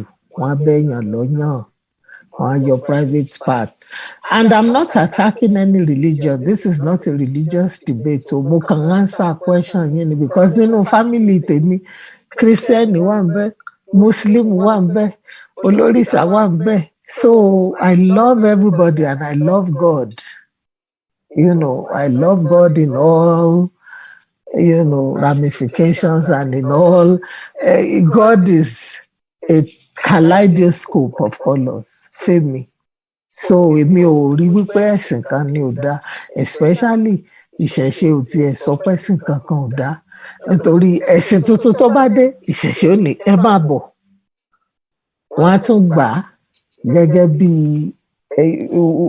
ó wà welcoming, it's inclusive. So nǹkan tá a lè ṣe, you can start by going to buy a book. Go to the even lọ sí CMS gan ẹ̀ríwé kan nípa afá ẹnìkan kọ, start with a book and then ògbé oríṣiríṣi ló wà.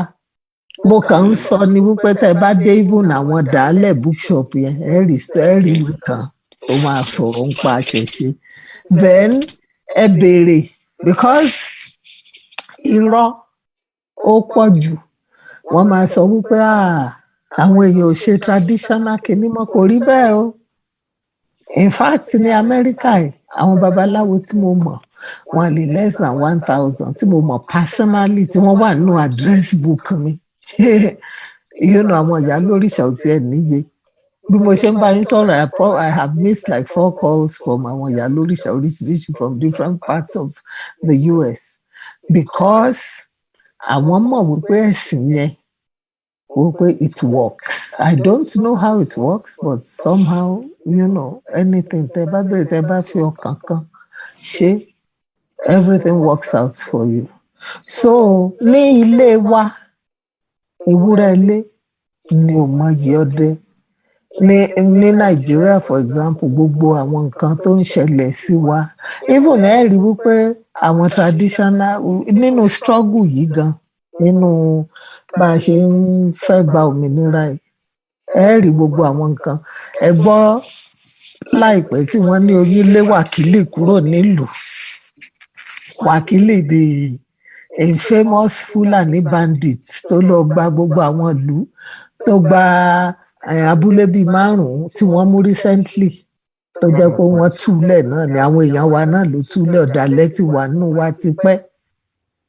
So nǹkan tí mò ń sọ ni wípé ní ọ̀dọ̀ wa tẹ́ bá lọ Nàìjíríà, ẹ kàn béèrè lọ́wọ́ àǹtí yín kan àbí ọ̀nkù yín kan lé wípé ẹ jọ̀ọ́ ẹ mú mi dọ́dọ̀ babaláwo kan. Ilé kejì yín gangan ní family house ní babaláwo wà bẹ́ẹ̀. But àwọn Yorùbá, it's not a religion that evangelizes or tells, puts the fear of God in you, pé tó o bá ṣe báyìí, olúwa rẹ̀ ó kú. Nítorí àwọn Yorùbá believe pé inú ire ló dáa jù. And àwọn odù fàtì ẹ̀sọ́ there is one that comes to my mind. Ó ní gónógún lẹ́yẹ wá ṣarán, àkàlàmọ̀gbò ẹyẹ òde sára, tẹ̀ǹtẹ̀rẹ́ ẹyẹ wá ní sàrán, lékèélékèé ẹyẹlẹ Haúsá, adé afọ́nínú rẹ̀ abùfúnká. Ifá lọ́mọ gbé ní jùkà lọ o, ṣé bọ́mọ gbé ní jùkà. Òtítọ́ o, òtítọ́ o, ṣé bọ́mọ gbé ní jùkà. So when a bá fi òótọ́ nú àti ọkàn kan tá a bá fi bára wa gbé, gbogbo nǹkan tá a ti sọnù pátá ní ó padà. Nítorí òótọ́ yìí náà ni ọ̀pọ̀lọpọ̀ àwọn people who lived in those days tọ́lọ́run dẹ̀ fún ní agbára, tó fún wọn ní ìṣípayá gbogbo béèyàn ṣe lè ṣe nǹkan létòlétò. Ewé méjì péré ti tó láti cure cancer pàpà. But gbogbo ẹ̀ ni wọ́n ti mú lọ gbà àwọn ọ̀rẹ́ ni tí wọ́n trust.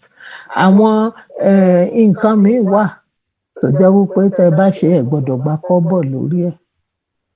Bíbẹ̀ kọ́ ó máa padà wá sínú fámìlì yẹn bí àwọn ẹni tó ń wo wèrè. Nígbà táwọn bàbá wọn tí wọn bá nígbẹ̀kẹ̀lé pọ́mọ àwọn lè ṣe, wọn á mú lọ ọ̀run náà ni. Ṣùgbọ́n mo nígbàgbọ́ wípé gbogbo àwọn kinní yẹn ṣì pọ̀ nílẹ̀ Yorùbá. Káwa náà ilé la ti kẹ́ṣọ̀ọ́ ròde, àti inú ilé ni kẹ́ ẹ ti bẹ̀rẹ̀. Tẹ́ bá lọ ilé next time mi mọ ibi tẹ́ ń gbé. Ẹ béèrè lọ́wọ́ àǹtí yín kan àbọ̀ǹkù yín kan wípé ẹ jọ̀ọ́ ẹ mú mi délé babaláwo náà. Let them cast Ifá for you. Although àwọn 419 náà ti pọ̀, òun náà là ń sọ ń pa òtítọ́. Ó pé kò sí mọ́. Olóòótọ́ tí bẹ́nu ayé wọn ò pògùn ṣìkàṣìkánú rẹ̀ wọn mọ níwọ̀n ẹgbẹ̀fà. So nítorí náà ìyẹn ni, but I think that the quest should be yours. Ó pé personally, ṣùgbọ́n èmi mọ̀ wípé ẹ̀sìn yìí at the world level wọ́n àwọn kan ti ń ṣe. I don't want to be too take the time. Mo hope pé mo answer question yín. Ẹ ṣé gan, ẹ ṣé gidi gan, ẹ ṣé gan. Ẹ ṣé gan ni màmá wa. Yes, màmá sir. wa pé ó dàbẹ̀ ni pé kò sí ìbéèrè tàbí ọmọ báyìí. Jẹ́ kí a mú sí abala tí ó kù. Kí ẹ tó lọ màmá, a fẹ́ kí ẹ bá wa gba àwọn obìnrin ní ọ̀rọ̀ ìyànjú. Kí ni ìyànjú tí ẹ fẹ́ gba àwọn obìnrin? Ṣé mi lè ń bá wí àbáwọn mọ́mì wa?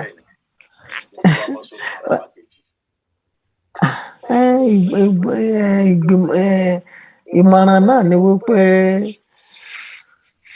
ká mọ̀ wípé àwọn obìnrin, wípé Ọlọ́run fún wa ní àṣẹ láti ṣe nǹkan àwa Yorùbá ó tiẹ̀ wà nínú abínibí wa wípé àwọn obìnrin wọ́n ní ipò lọ́dọ̀ wa nílẹ̀ Yorùbá traditionally àwọn ẹ̀sìn òkèèrè ló kó dé tó sọ wá di wípé obìnrin inú fọ́nrán ha ọkùnrin kan wọ́n ti mú ìgbà tí Ọya ó fẹ́ Ògún in the stories of Ifá ó fẹ́ Ògún ìgbà tó fẹ́ Ògún was a ruffian nítorí warlord ní kásámọ́jà kiri wọ́n gbọ́ pé nírèpó mutí yó city center wọn ló sùn sí fọ́jọ́ méje nǹkan kan kò ní change aṣọ rẹ̀ ó lè mọ́ wálé lọ́dún kan lọ́ọ̀yà bá ní you know what òun ò gba gbogbo nonsense báyìí mọ́ ló bá sọ fún Ògún pé òun fẹ́ kọ̀ ọ́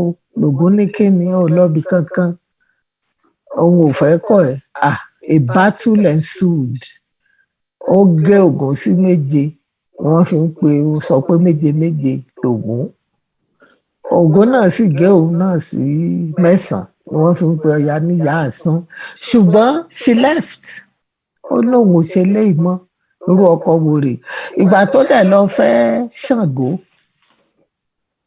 tí kí Ṣàngó in fact nígbà tí Ṣàngó dáfá wọ́n sọ fún pé obìnrin tó fẹ́ lè jù ọ́ lọ tí wọ́n bá tó bá wó ilé méjì ìlú Ògún ni Ọya wò with the same ìṣẹ́jú tí wọ́n fi wọlé méjì yẹn Ọya ó ti wó ilé Ògún yóò ti wó ìlú Ògún so òun náà mọ̀ wípé ìyàwó òun lè jò lọ in fact wọ́n máa ń sọ wípé Ọya mọ̀ rorò ju Ṣàngó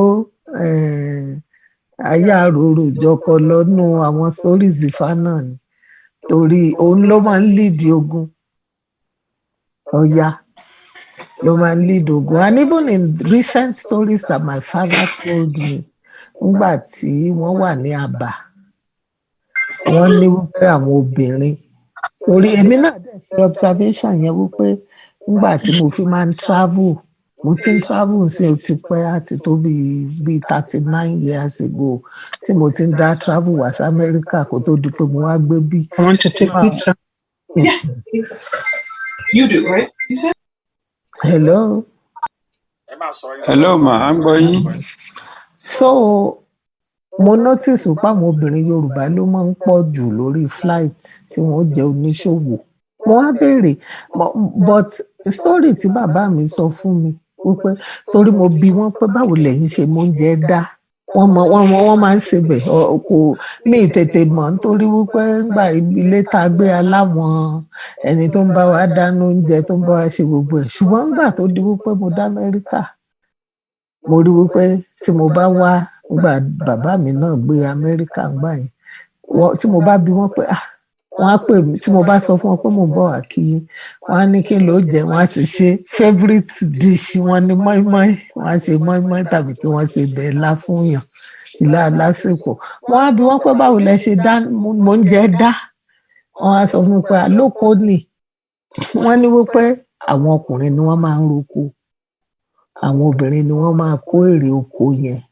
lọ sí ọjà láti lọ tà téèyàn bá fẹ́ yàwó nílẹ̀ Yorùbá kì í ṣe pé èèyàn mẹ́rù ni kò dàbí àwọn ẹ̀yà míì ní Nàìjíríà tó jẹ́ pé téèyàn bá ti fẹ́ yàwó báyìí ó mẹ́rù ni ìjọ tó bá fẹ́ báyìí ó fún lóko tiẹ̀ tí ó mọ dá ìwọ ó sì mọ mutí èèyàn ò rò sọmọdì yóò mọ mutí láàárọ̀ ìyàwó ní ò lọ oko it still happens till today ọkọ rí bẹ́ẹ̀ nílẹ̀ Yorùbá nǹkan táwọn obìnrin fi di merchants nìyẹn because àwọn obìnrin according to my father ni wọ́n máa kó èrè oko lọ sí ọjà láti lọ tà àwọn ọkùnrin wọ́n máa wà lóko they till the ground plant the crops and so on in fact wọ́n tún sọ fún mi débi wípé mo ní ṣe àwọn ìyàwó nìkan wọ́n máa ń dáná oúnjẹ wọ́n ní ìyàwó ó máa sebẹ̀ the youngest wife in the house ó sebẹ̀ but àwọn ọkùnrin náà máa àwọn young boys inú ilé náà máa gúnyán so lọ́dọ̀ tiwa tí kì í bá ṣe wípé kíní àwọn àṣà àti ẹ̀sìn tuntun tó dé ló fà á lóòótọ́ patriarchy ní Yorubaland but kò wà it's not wípé ó sọ obìnrin dẹrú nígbà tí wọ́n jọ figagbága ni nítorí ọkọ lè jẹ́ oníṣàngó kíyàwó jẹ́ ọlọ́ya nǹkan kan kì í ṣe dandan kó jẹ́ pé sìn tọkọ rẹ̀ bá ń ṣe náà ni wàá ṣe and so on and so forth. mi mọ̀ bóyá mo answer question yẹn or bóyá ẹ lè tún béèrè. ẹ ti bá wa dáhùn ìbéèrè torí tí a bá ní kí á gbà yín láàyè kódà títí tí ilé ó fi sú wa ní òní. àmọ́ máa gbádùn yín lọ ni. akàtúntò ọjọ́ àpòyìn tó yẹ pé a fún yín ní time dáadáa tí ẹ fi sọ torí pé ẹ̀gbọ́n mi tí wọ́n béèrè question lẹ́ẹ̀kan ó dàbẹ̀ ni pé bí ẹ ṣe ń kì í náà pé obìnrin bí ọkùnrin lélẹ̀ ó ṣe wọ́n mi pé kí ẹ kà transfer ìmọ̀ yẹn kí ẹ kà gbé fún ọ lójijì bó ṣe ń ṣe wọ́n yẹn pẹ̀lú ohun tí wọ́n ń béèrè Ọlọ́run yóò bá wa lékún ìmọ̀ yẹn ní agbára Ọlọ́run àmì ọ̀run.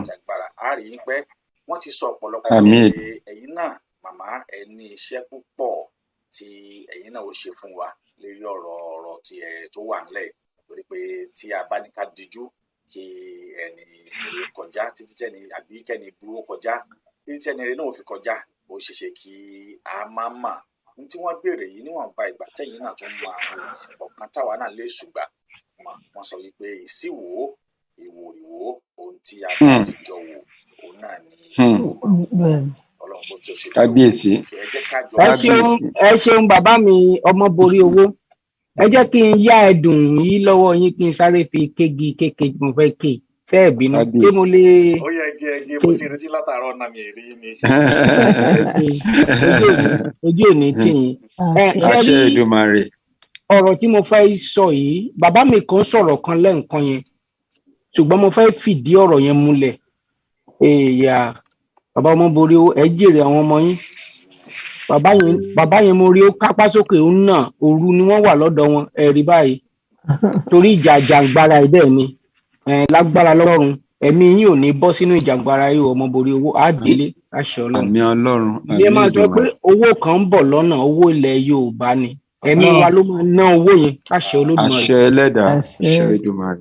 ọ̀rọ̀ tí mo fẹ́ sọ yìí ó lọ sí ọ̀dọ̀ ìyá wa Ọlábísí Anímọ̀ṣàun àti ìyá wa Sìmísádé Kúkù mo dẹ̀ fẹ́ yọ ọ̀rọ̀ yẹn nínú ọ̀rọ̀ kan tí bàbá wa kan sọ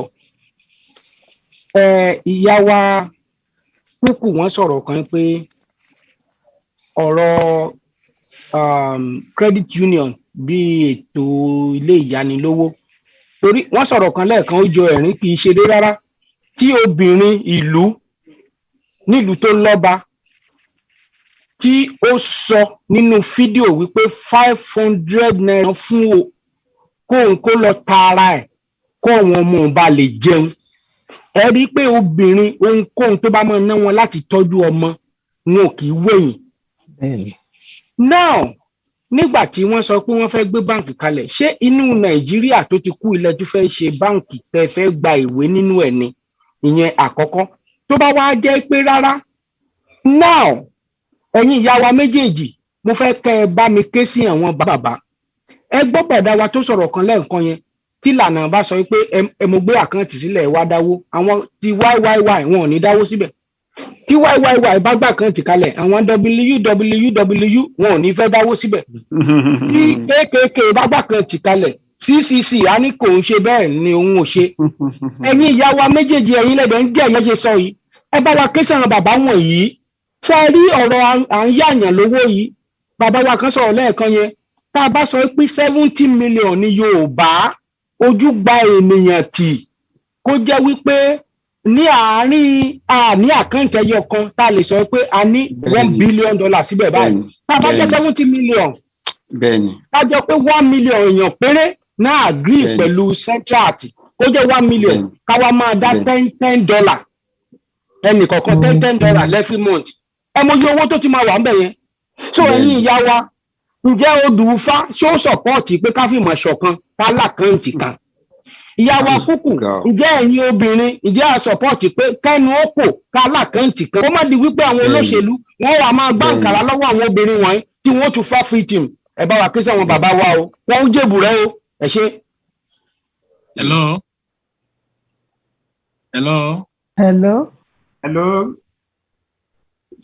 ṣe ní question ẹ nawọ́ sókè a ṣe ní ètò ni ẹ nawọ́ sókè tẹ́ bá ní question sódà wọ́n á lè pè yín. ṣe ní question ní alàgbà Galaxy àtẹ̀mọ́ orúkọ yín gan-an Galaxy la mọ̀. Orúkọ mi ni Adédèjì Àmùdá. Ok, ẹ béèrè question yín. Mo dúpẹ́ gidi ní ọwọ́ ẹ̀yin ìyá wa àti bàbá wa ní ìbàdẹ́kù wájú. A kàn ní nǹkan pé káwa náà dá sí ètò nítorí nǹkan pé àìsí ń bẹ̀ òun là ìbá wọn dá sí.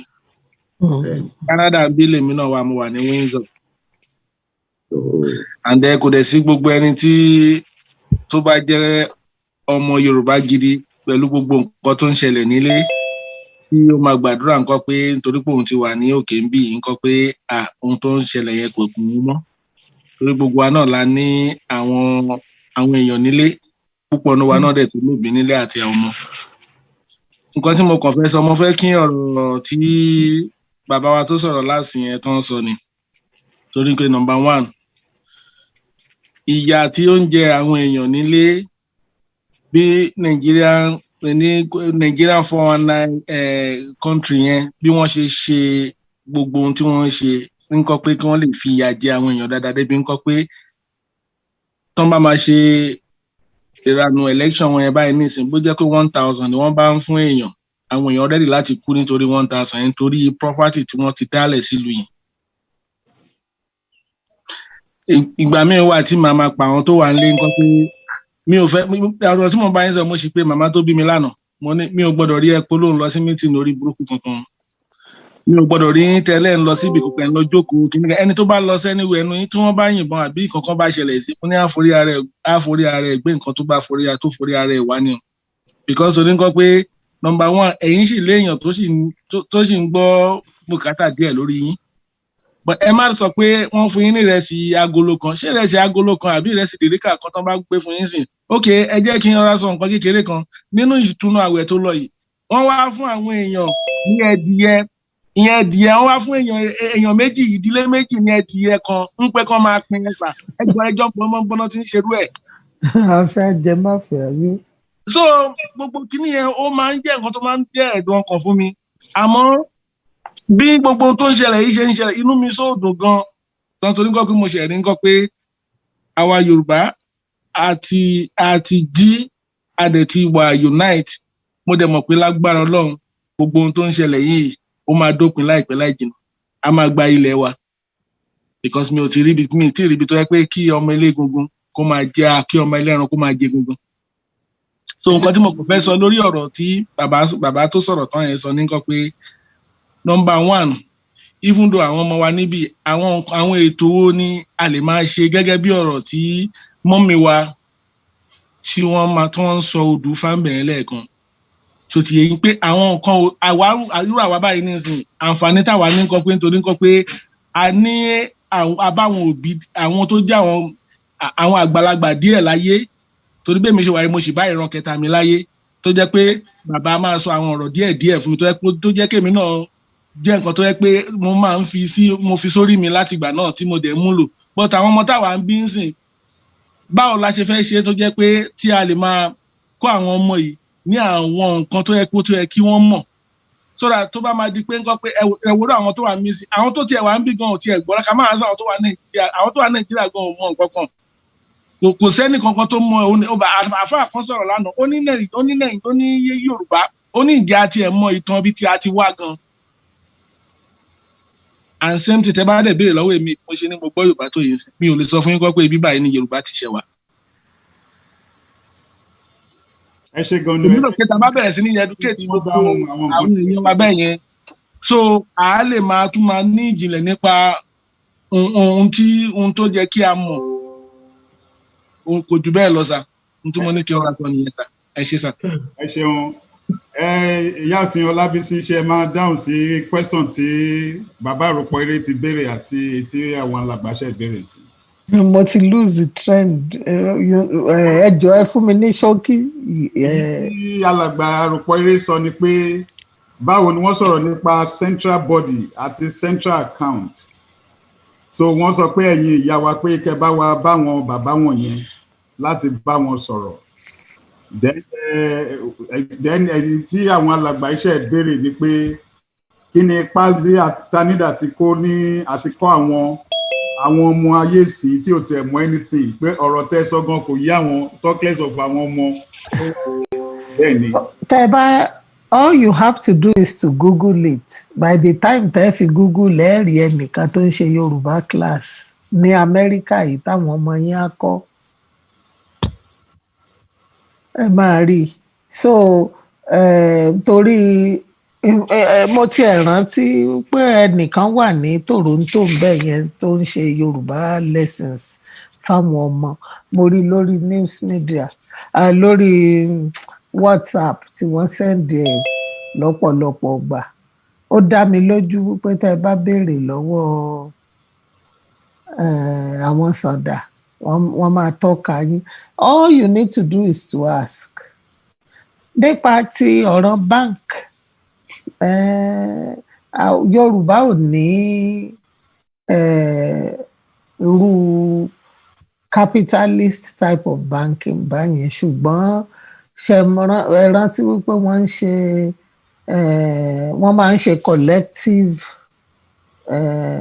effort bí wípé tẹ́nìkan bá fẹ́ kọ́lé gbogbo wọn á lọ kọ́ wọ́n ń ṣe ṣùṣù so it's also a type of banking but kò wà predatory wò pé kí wọ́n gbowó ẹnìkan nǹkan báyẹn mi mọ̀ bí mo ṣe lè ṣàlàyé ẹ̀ ṣùgbọ́n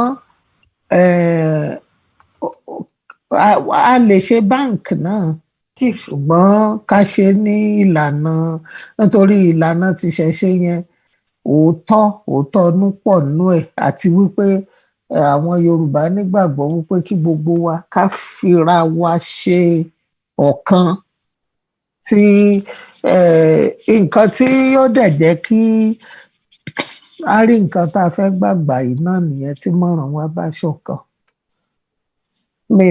mi fẹ́ gbà yín lásìkò wípé kí o dùn fákan tó bá yẹn lọ. ẹ ṣe gan ni mà ẹ jẹ́ kí n lọ sí ọ̀dọ̀ màmá wa kúkú máa jẹ́ kí àwọn náà kí wọ́n kó papọ̀ ni pé kí wọ́n gba àwọn obìnrin nímọ̀ràn gẹ́gẹ́ bí bàbá àròpọ̀ sọ pé kí wọ́n sì tún bá àwọn ènìyàn wa sọ̀rọ̀ pé ó yẹ kí àwa náà ká ti ní kóló kan eléyìí tí a ó máa dáwó sí bá a ṣe sọ pé a jẹ́ bóyá bíi 60 million tó bá jẹ́ àwọn 1 million ni wọ́n ṣe tán tí àjọ yan kóló kan láàyò ó ṣeé ṣe kó jẹ́ pé lamẹ́ríkà ní báǹkì ọ̀hún wà tí wọ́n máa dáwó dẹ̀dẹ̀ tí kó jẹ́ Canada ní ó wà ibikíbi tó bá wù kó jẹ́ ṣùgbọ́n ká rí pé àwa náà ní kóló kan tó jẹ́ pé tí ó bá kàn tí ìwádìí pé wá di kànràn gídá ó bá yàǹbù bá sọ pé ó fẹ́ tó bá padà wá yàǹbù kò sí àsùnwọ̀n kankan tá a ní tí a ti fẹ́ sọ pé a fi ran ara wa lọ́wọ́ so máa fẹ́ kí àwọn náà kí wọ́n dákun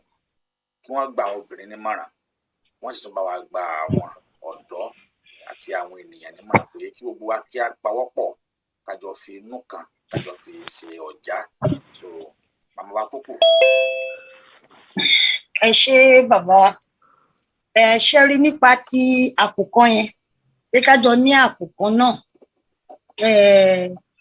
èmi mọ̀ bí wọ́n ṣiṣẹ́ lé lọ́wọ́ torí pé ó ti ṣe é ṣe díẹ̀ ní tí báyìí ló kù torí mo lè rí i pé wọ́n ṣiṣẹ́ lé kéèyàn máa nígbà ká má ṣáájú ẹlẹ́ẹ̀dẹ́pẹ̀ẹ́dẹ́ díẹ̀ báyìí ló kù gbogbo wa máa wà ní a máa ní àpò ẹyọ kan kò sí nǹkan tó burú jù bẹ́ẹ̀ tá a bá ní àpò ẹyọ kan náà a tún máa fọ òun ní ohun kan bàbá wa béèrè nípa báǹkì lẹ́ẹ̀kan pé ṣé location 409Y náà ni nǹkan tí n fẹ́ sọ fún ọ ní pé a ò tí kúrò bẹ́ẹ̀ àwa dẹ̀ ní ìgbàgbọ́ wípé nǹkan tá a fẹ́ ṣe ó ti ṣe é ṣe tí a bá ní kí a dúró de ìgbà tí a bá jáde kúrò nínú làálàá kòókò yìí láti lè ṣẹ̀ṣẹ̀ gbé ìgbésẹ̀ láti ran àwọn obìnrin wa lọ́wọ́ then we might be too late.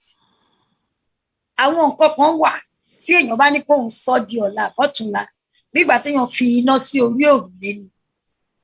Ọ̀rọ̀ pé kán rú àwọn obìnrin ní agbára nípa ọ̀rọ̀ owó kò kí ń ṣe nǹkan tí a máa sọ wípé torí pé a wà níbì kan. Màmá wa ti sọ lẹ́ẹ̀kan ọ̀nà oríṣiríṣi ni Yorùbá ń gbà wọ́n fi ń ní kíní nǹkan tá à ń pè ní báńkì ti Yorùbá. So bàbá wa ọ̀nà pọ̀ rẹpẹtẹ tó pé tá a bá ti bẹ̀rẹ̀ ẹ̀yin náà máa yà yín lẹ́nu pé àwọn obìnrin ṣé àwọn náà nírú ọgbọ́n yìí àwa náà kọ́ Ọlọ́run ni. Ṣé bàbá wa kan tún sọ̀rọ̀ lẹ́ẹ̀kan wípé bí gbogbo àwọn bàbá wa màmá wa bí gbogbo wa ṣe máa ṣe pọ̀ lẹ́yọkan bákan náà èmi náà tún rí nǹkan tí mo rí ni mo sọ. Mo rí àwọn ìgbésẹ̀ tí wọ́n ń gbé lọ lọ́wọ́lọ́wọ́ tẹ́ pé láìpẹ́ láì jìnnà ìgbà tí wọ́n bá sọ àwọn nǹkan kan bá bàbá báyìí bàbá báyìí bàbá báyìí wọ́n ti wà pọ̀ inú gbogbo wa máa dùn. Nǹkan tó ṣeé ṣe ni àpò ẹyọ kan ohun ẹyọ kan ká fi sọ̀rọ̀ àpò ẹyọ kan ká fi ṣe ìṣúná ohun tí ó ṣeé ṣe ni. Ìmọ̀ràn mi fún àwọn èèyàn wa dẹ̀ ni wípé kí gbogbo wa ká má jẹ́ ẹni tó jẹ́ wípé ẹni tó wà self-centered tó ní ìmọ̀ tara ẹ̀ nìkan.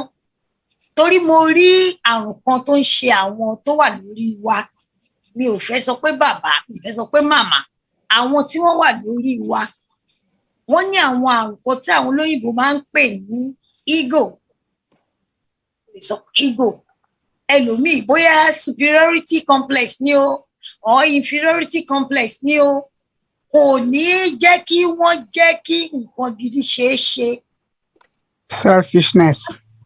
A máa rí àwọn èèyàn tó jẹ́ wípé most cases thank you God bless you my darling mom most times a máa rí èèyàn tó ń ṣe nǹkan kí ni ìyá ti lè máa èèyàn lè ti máa rò lọ́kàn rẹ̀ kí individual kan ti máa rò pé òun fẹ́ ṣe but you did not do it kẹwàá rí ẹni tó wá ṣe kí a máa ní kí ló ṣe irú yẹn ó pọ̀ ní ọwọ́ wa díẹ̀ kí má sọ pé ó pọ̀ rẹpẹtẹ ó dà ní pé ó wà everywhere but tiwa yìí lè mí rí àdè máa ń gbàgbé wípé Ọlọ́run ọba ló máa ń yan olórí èèyàn méjì ò lè tú lórí pọ̀ Ọlọ́run ọba God will just fix you up put you up in a particular place tí èèyàn bá dẹ̀ bá rẹ̀ ń bẹ̀ you have to do it the way God ordains it ṣùgbọ́n irú ìyẹn lọ́dọ̀ wa wọ́n máa béèrè pé báwo ló ṣe jẹ́ nìyí ó ṣe lè jẹ́ léyìí ó ṣe lè jẹ́ báyìí wọ́n dẹ̀ ti gbàgbé wípé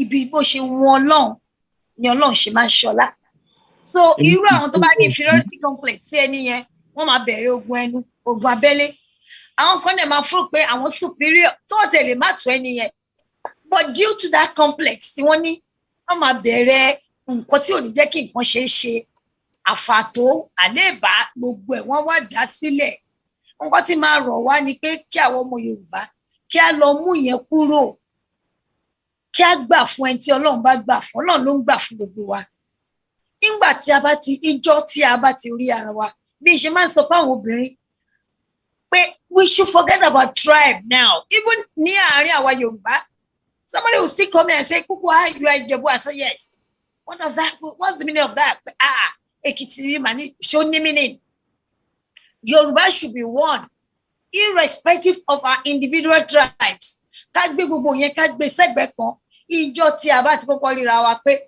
this is a Yorùbá person ìṣòro wa máa lọ sílẹ̀ ẹ rí wípé àwọn Yorùbá tó wà níta gbangba wọ́n máa ń lo ìfẹ́ ju àwa Yorùbá tá a wà nílé lọ so àwa Yorùbá tá a wà nílé àwa ni kí a lọ ká lọ tún ara mú kí a lọ tún àṣẹ kí a mú gbogbo àwọn petty squabbles ká gbé kúrò nínú nǹkan tá à ń ṣe kí a fi ojú wa àti ọkàn wa torí àwọn kan ojú lásán ni wọ́n fi ń ṣe nǹkan tá à ń ṣe ọkàn wọn ò sí ńbẹ̀ téèyàn bá fojú ṣe ó yẹ kó fọkàn náà ṣe so ìmọ̀ràn mi fún gbogbo wa ni wípé ohun tó lè wà nínú wa tí ó ń tì wá gbọ̀ngbọ̀n tí ó máa sọ fún wa pé ká má jẹ́ nǹkan tá a fẹ́ ṣe kó ṣeé ṣe ká lọ mú kúrò ká jẹ́ kó ṣeé ṣe kí Ọlọ́run ràn wá lọ́wọ́ torí Ọlọ́run ò sí lẹ́yìn alábòsí àbòsí dẹ̀kù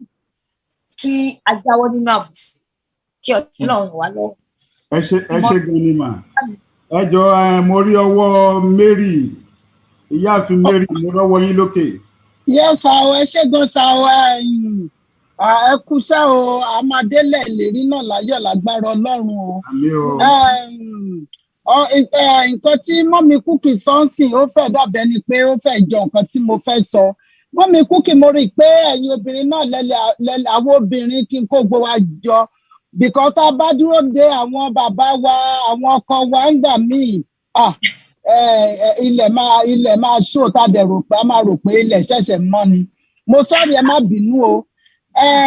Àwọn tabari nǹkan tó ń ṣẹlẹ̀ pẹ̀lú bọ̀dá wa Ìgbòho àti Gani mo rí i pé ẹ̀yin nìkan ló lè lọ bá bàbá wa Gani sọ̀rọ̀ o kíbi tá à ń lọ bá lè yá ká má bàa fi ẹ̀mí àwọn ọmọ wa kéékèèké ṣòfò àwọn innocent boys. So mi ò mọ nǹkan tá à ń ṣe nípa ẹ̀ mi ò dẹ̀ fẹ́ kí ó pẹ́ ju ẹ má bínú o mi ò pàṣẹ fún yín o bóyá kẹ́ ẹ lọ bá wa bẹ̀ wọ́n pé nǹkan tó bá máa ṣe kán darapọ̀ mọ́ wa kán má kàn jókòó lé fáwọn ṣiṣẹ́ lábẹ́lẹ̀ iṣẹ́ abẹ́lẹ̀ ti tó gẹ́ àfẹ́ṣẹ́ abẹ́lẹ̀ mọ́ afẹ́ṣẹ́ tá a fẹ́ rí tí gbogbo wa máa rí níta táwọn èèyàn dẹ̀ máa rí ẹ̀kẹ́ bá wa lọ bẹ̀ wọ́n bó ṣe kẹ́ lọ bẹ̀ wọ́n náà ni bó ṣe bóyá wa la ṣẹ̀ wọ́n kán dáríjì wọ́n ọmọdé ló ń ṣe wá kán darapọ̀ mọ́ wa kán náà jó wa ìbàlẹ̀ tètè yá ẹ ṣé gan. Ẹ ṣé màmá mi bẹ́ẹ̀ ti ṣe rán wa ń sìn jẹ́ òpójú gbogbo ayé rẹ̀ ṣe rán wa ńgbà táwọn obìnrin òjò àbá máa lọ náà a máa tún gbé a máa pe bàbá Ọmọboriowo pé òkè o iṣẹ́ tí gbogbo ayé rán wa o àti fẹ́ lọ bá bàbá wa Ìbà Gani Adams bẹ́ẹ̀ ṣe sọ́nà bẹ́ẹ̀ náà la máa ṣe ẹ ṣé ìyá mi.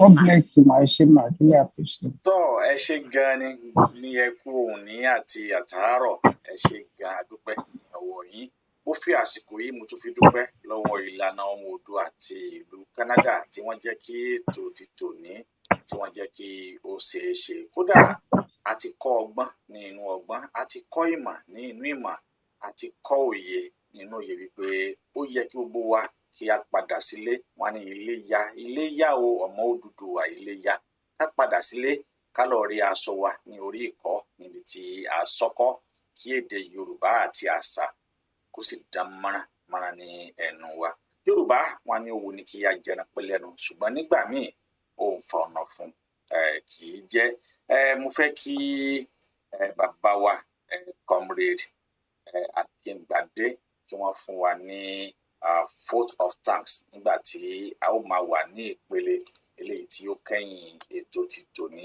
látàrí wípé kí a má bàa gbára wa ní àkókò tí wọ́n bá ń bẹ nílé pẹ̀lú wa fẹ́ kí wọ́n fún wa ní vote of thanks wọ́n sì bá wa dúpẹ́ lọ́wọ́ àwọn ìyá wa tí wọ́n ti bá wa sọ̀rọ̀ látàárọ̀. ẹ ṣé gan ni ẹ ṣé lọ́pọ̀lọpọ̀ màá kọ́ dúpẹ́ lọ́wọ́ àwọn ìyáàfin mẹ́tẹ̀ẹ̀ta tí wọ́n wá bá wa sọ̀rọ̀ ní èní inú wa dùn láti gbọ́ ohùn yín a rí nǹkan tí ẹ̀ ń ṣe òun náà ló wú wa lórí pé a ń láti pè yín wá sí gbogbo Canada láti wá bá wa sọ̀rọ̀ iṣẹ́ tí ẹ̀ ń ṣe bó tẹ̀ jẹ́ pé ẹ̀ ń ṣe ẹ ò mọ gbogbo àwọn tó ń wò yín ṣùgbọ́n àwa kan wà tá à ń wò yín tí ẹ ò mọ̀ inú wa dé dùn sí gbogbo iṣẹ́ tí ẹ̀ ń ṣe ìyẹn ló wú wa lórí lọ́pọ̀lọpọ̀ a dẹ̀ wá ń fi tí gbogbo inú wa àti ọkàn wa àti gbogbo ipá àti ohun tí Ọlọ́run fi fún wa láti dúpẹ́ lọ́wọ́ yín fún pé a pè yín tí ẹ sì jẹ́ wa àwa sì mọ̀ pé láìpẹ́ láì jìnà a tún máa pè yín wá sí orí ètò yìí láti tún wá bá àwọn èèyàn wa sọ̀rọ̀ láti là wá lọ́yẹ̀ àwa sì mọ̀ pé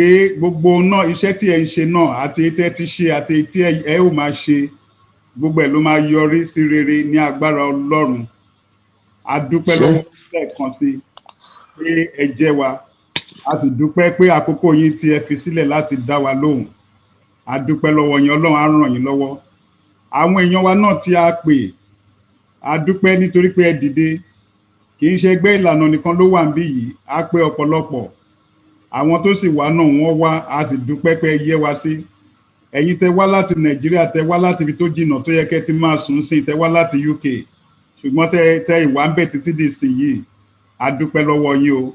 Ilẹ̀ Yorùbá náà á ṣe ojú ẹ̀mí gbogbo wa lágbára Ọlọ́run. Nígbà tó bá dé ọwọ́ wa a ò ní fi ẹnikẹ́ni ṣe àwáìrí lágbára Olúwa tí ń bẹ lókè. Ẹ ṣé gan ni. Àwa tó jẹ́ alákòóso ìgbìmọ̀ fún ẹgbẹ́ yìí ní Canada a fi tìfẹ́tìfẹ́ dúpẹ́ lọ́wọ́ gbogbo yín. A sì mọ̀ pé ọjọ́ mi tá bá tún pè yín ẹ máa dá wa lóhùn. Ẹ ṣé gan ni mà. Gẹ́gẹ́ bí question tí wọ́n béèrè ní kẹ́yìn, èmi á tún sọ fún ìyáàfin Simisade, ẹ jọ̀ọ́ ẹ bá wa rí ààrẹ Gani Adams àti Sunday Igboho tó bá ṣe é ṣe láti pe àwọn méjèèjì pọ̀. Ẹ bá wa sọ fún wọn pé èyí tí àwọn méjèèjì ń ṣe tí wọ́n ń tàùn síra wọn kò tẹ́ wa lọ́rùn rárá. A ò kàn fẹ́ kíjà yẹn kó tún máa tàn káàkiri, kí wọ́n má fi ara wọn lẹ̀ fún àwọn olóṣèlú láti wo àárín wọn. Èyí tá gbé dání ó ètò gẹ́ àtúnídà ti tún máa di gbogbo nǹkan míì mọ́. Ẹ jọ̀ọ́ ẹ bá wa rí wọn ní kíákíá. Mo mọ̀ kán máa gbọ́rọ̀ sí yín lẹ́nu. Mo mọ̀ yẹn dáadáa, ó dá mi lójú. Ẹ ṣé gan ni o. Inú wa dùn lẹ́ẹ̀kan sí o. A mọ̀ pé ó délé láyọ̀ àti àlàáfíà lágbára Ọlọ́run. Ẹ ṣé gan. Ẹ ṣé o bàbá Omoboriowo àti Àròpọ̀ Ire. Ó di ọwọ́. Ẹ ṣeun bàbá mi. Ojú òní tiwa o. Lẹ́ẹ̀kan sí ní ọ̀dọ̀ mi níbí ni màá kọ orin ìbílẹ̀ wa. Ọ̀dọ̀ bàbá Omoboriowo la ti kọ́ lẹ́ẹ̀kan ṣùgbọ́n màá kọ orin ìbílẹ̀. Ṣùgbọ́n ká tó kọ orin national anthem Yorùbá yẹn, mo fẹ́ fi wákàtí sọ fún gbogbo ẹ̀yin tẹ́ ń wò wá nílé. Torí ńgbà tá à ń sọ pé ẹ̀ ń gbọ́ Canada a sọ pé àwa tá a wá wò yín láti London láti gbà yín kọ́ tá a dánu mójú. Gbogbo àgbáyé ibikíbi tẹ́ ẹ bá wà tó bá ṣàtijọ́ ọmọ Yorùbá ẹ lè pè hold on sir, ẹ lè pè tẹ́ bá fẹ́ darapọ̀ mọ́ ẹgbẹ́ ọmọ ìlànà ti ìlú Canada. Nọ́mbà tẹ́ ẹ máa pè bàbá wa Akíngbadé, wọ́n á pe nọ́mbà yẹn, wọ́n á fi pe ti Yorùbá tóun bá gbà á ẹ sọ fún mi kí n fáìní wọn bí 0 1 2 3 wọ́n á tún pè léde Gẹ̀ẹ́sì. So ká bá wa pe nọ́mbà yẹn àwọn tó bá fẹ́ darapọ̀ mọ́ ẹgbẹ́ ọmọ ìlànà ti Canada. Bàbá wa Akíngbadé ká tó kọrin yẹn lọ́dọ̀ yín bẹ̀ yẹn ibẹ̀ lẹ́ ti bá wa kà á. Ṣùgbọ́n ìyá wa Simisade Kúkù Ọ̀nàyẹmí mo fẹ́ lù yín lọ́gọ ẹnu torí pé ẹ ti lọ látàárọ̀ ẹ dẹ̀ tún padà jókòó tí mo mọ̀ pé lẹ́ ti ṣú níbẹ̀ yẹn. Mi ò fi pọ́n yín lé, mi ò fi dàbí gbàgbà sọ pé mò ń try àti hype yín o. Ṣùgbọ́n mo kàn fẹ́ jẹ́ kí àwọn ogun tó wà ń bẹ̀ yẹn tó yín mú tó sọ pé Ọlọ́run kú ṣe ò ti kú Nàìjíríà, àbá àpárá wọn kú síbẹ̀ tó sọ pé torí pé ò ti wà ń lo òyìnbó ó dáa. Ojú wọn náà pa jẹ flood bíi tẹ́tẹ́ lọ́rùn pa 9 minutes ibẹ̀ ló ti kú. Ta ló mẹ́ni tó máa kàn tó máa fi ìbọn fọ́ orí ẹ̀ ń títì. Ìlú ẹni tí láìfù nílùú òyìnbó, èmi mo Amẹ́ríkà mo wà kò sí láìfù. Ẹjọ́ mẹ́jọ àtàrà wa ìyá bí Ọlábísí Anímàṣà wọ́n lè jẹ́rìí ẹ̀. Digital slavery lélẹ́yìí. Ìlú mi mo lè wà lábẹ́ igi ọgbọ́n kí n máa tayò kí n dẹ̀ máa fẹ́ mú ọ̀pẹ kí n máa fi lé kí n máa fọwọ́ ra. Ṣùgbọ́n bíbá ẹ̀ ń bo mo ti fẹ́ ṣe yẹn. So lágbára lọ́wọ́ Ọlọ́run ojú òní tì yín ò yá wa. Iṣẹ́ tá a rán yín yẹn ẹ make sure pé ẹ bá wa ṣe kíákíá. Àwọn tí wọ́n dẹ̀ ń gbọ́ wa níbi gbogbo àgbáyé tẹ́ sọ wípé kíkà nínú gbẹ́nu ẹ̀ dúró kó sọ pé Ìgbòho gan tí ẹ ti pọ̀ jù ẹ̀yin náà ń kọ́hun àjàlá ta nà án. Ẹ má dàárín àwọn méjèèjì rú, àárín yín gan ni wàhálà wà. Ẹ̀yin tẹ́ ń tẹ̀lé àwọn méjèèjì ní kẹ́lẹ́ tọwọ́ wọn yín bọ́ṣọ ìkápọ̀ nù yín. Ìyá wa Anímàṣà ti sọ tán lẹ́ẹ̀kan kó má jẹ́ pé àwọn ìyá wa arúgbó aṣọ má balẹ̀ kó má jẹ́ wọn gan ló wà lẹ́yìn yín.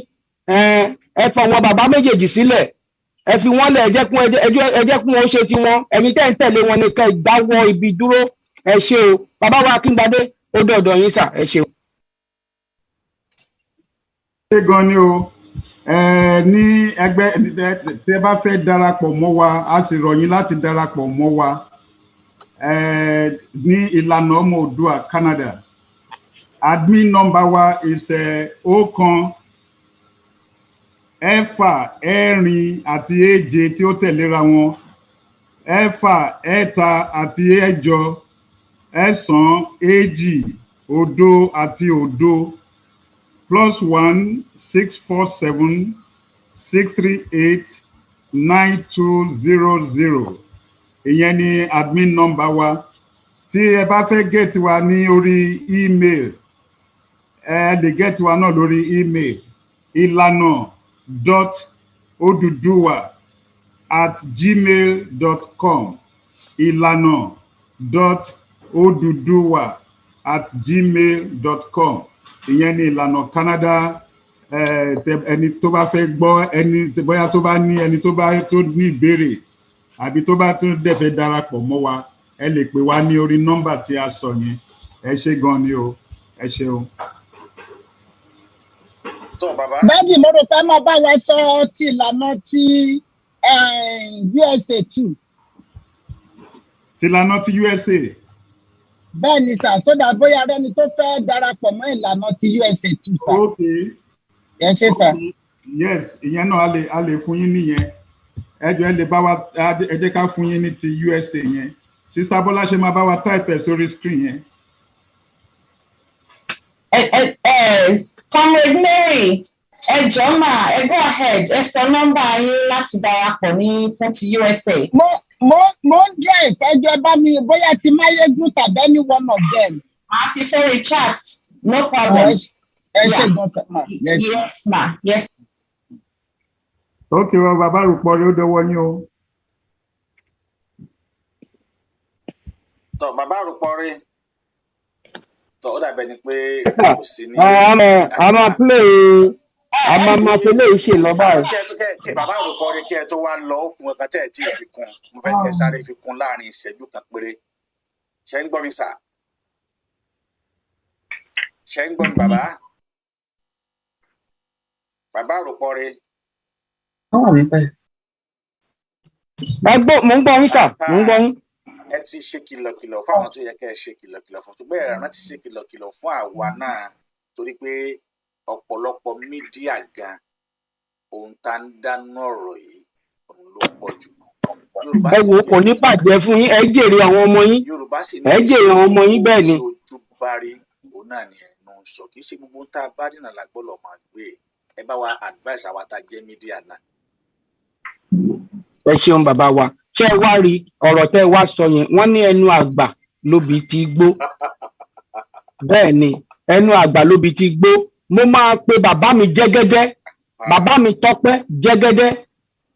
Ẹ ṣeun, àgbà ni wọ́n ti ṣiṣẹ́ internationally locally ojú dẹ̀ ti rí ó dẹ̀ lóye ọdún tán ti wà láyé.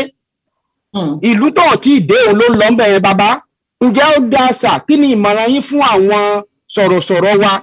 Ǹjẹ́ ó dáa ká máa buná ká máa fọná sí nǹkan? Tá bá dí ká bèrè lọ́wọ́ ìyá wa Anímọ̀ṣàun odù Ifá kí n má lọ sódù Ifá torí èmi náà mọ kékeré ń bẹ̀.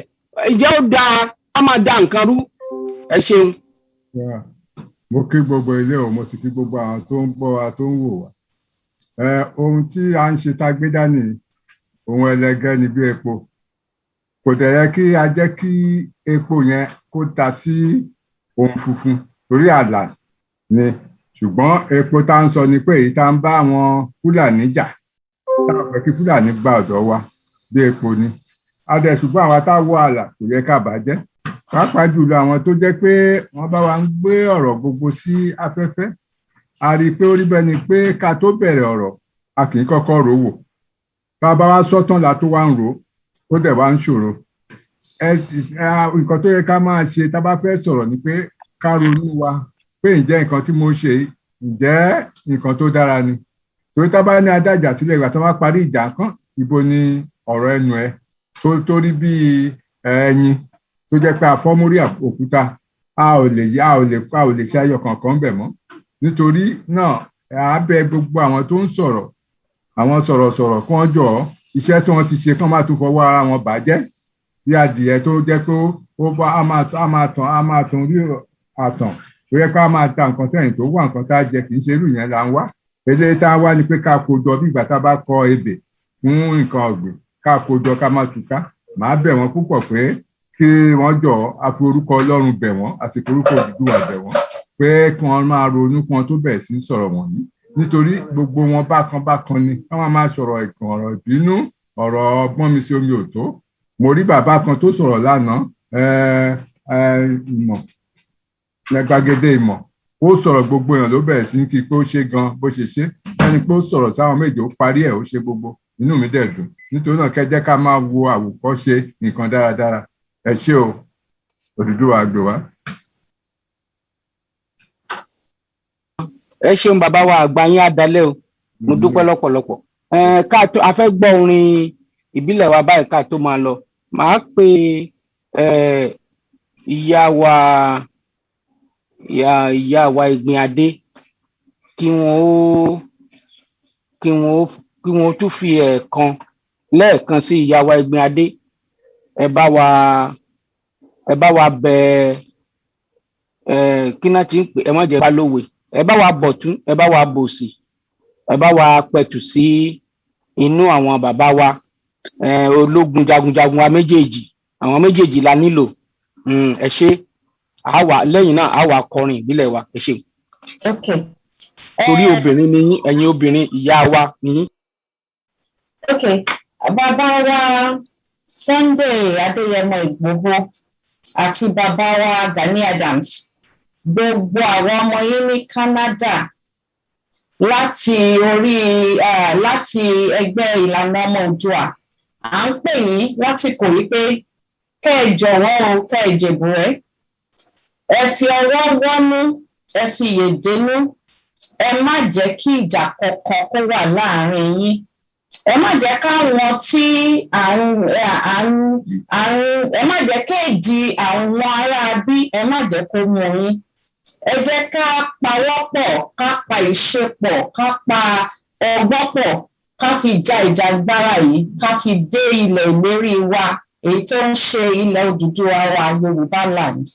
Ẹ jọ̀wọ́ ẹ má jẹ́ káyé lọ́wọ́ sí fún yín ẹ má jẹ́ kí èdè wọn kó mú yín. Gbogbo àwọn ọmọ yín nílùú Canada là ń bẹ̀ yín o ẹ jọ̀ọ́ o ẹ fọwọ́ wọ́nú o ẹ dákun o àgbà ò ní tán lórílẹ̀ o ẹ ṣeun o.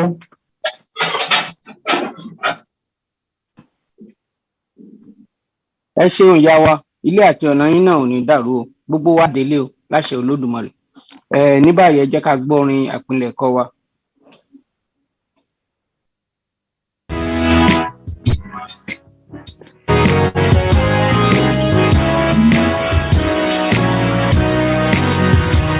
Iṣẹ́ wa ẹ̀wọ̀ orílẹ̀-èdè wọn ẹgbẹ́gbẹ́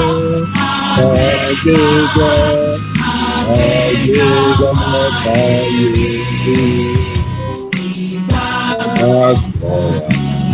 pé àti bẹ́ẹ̀rù làbọ̀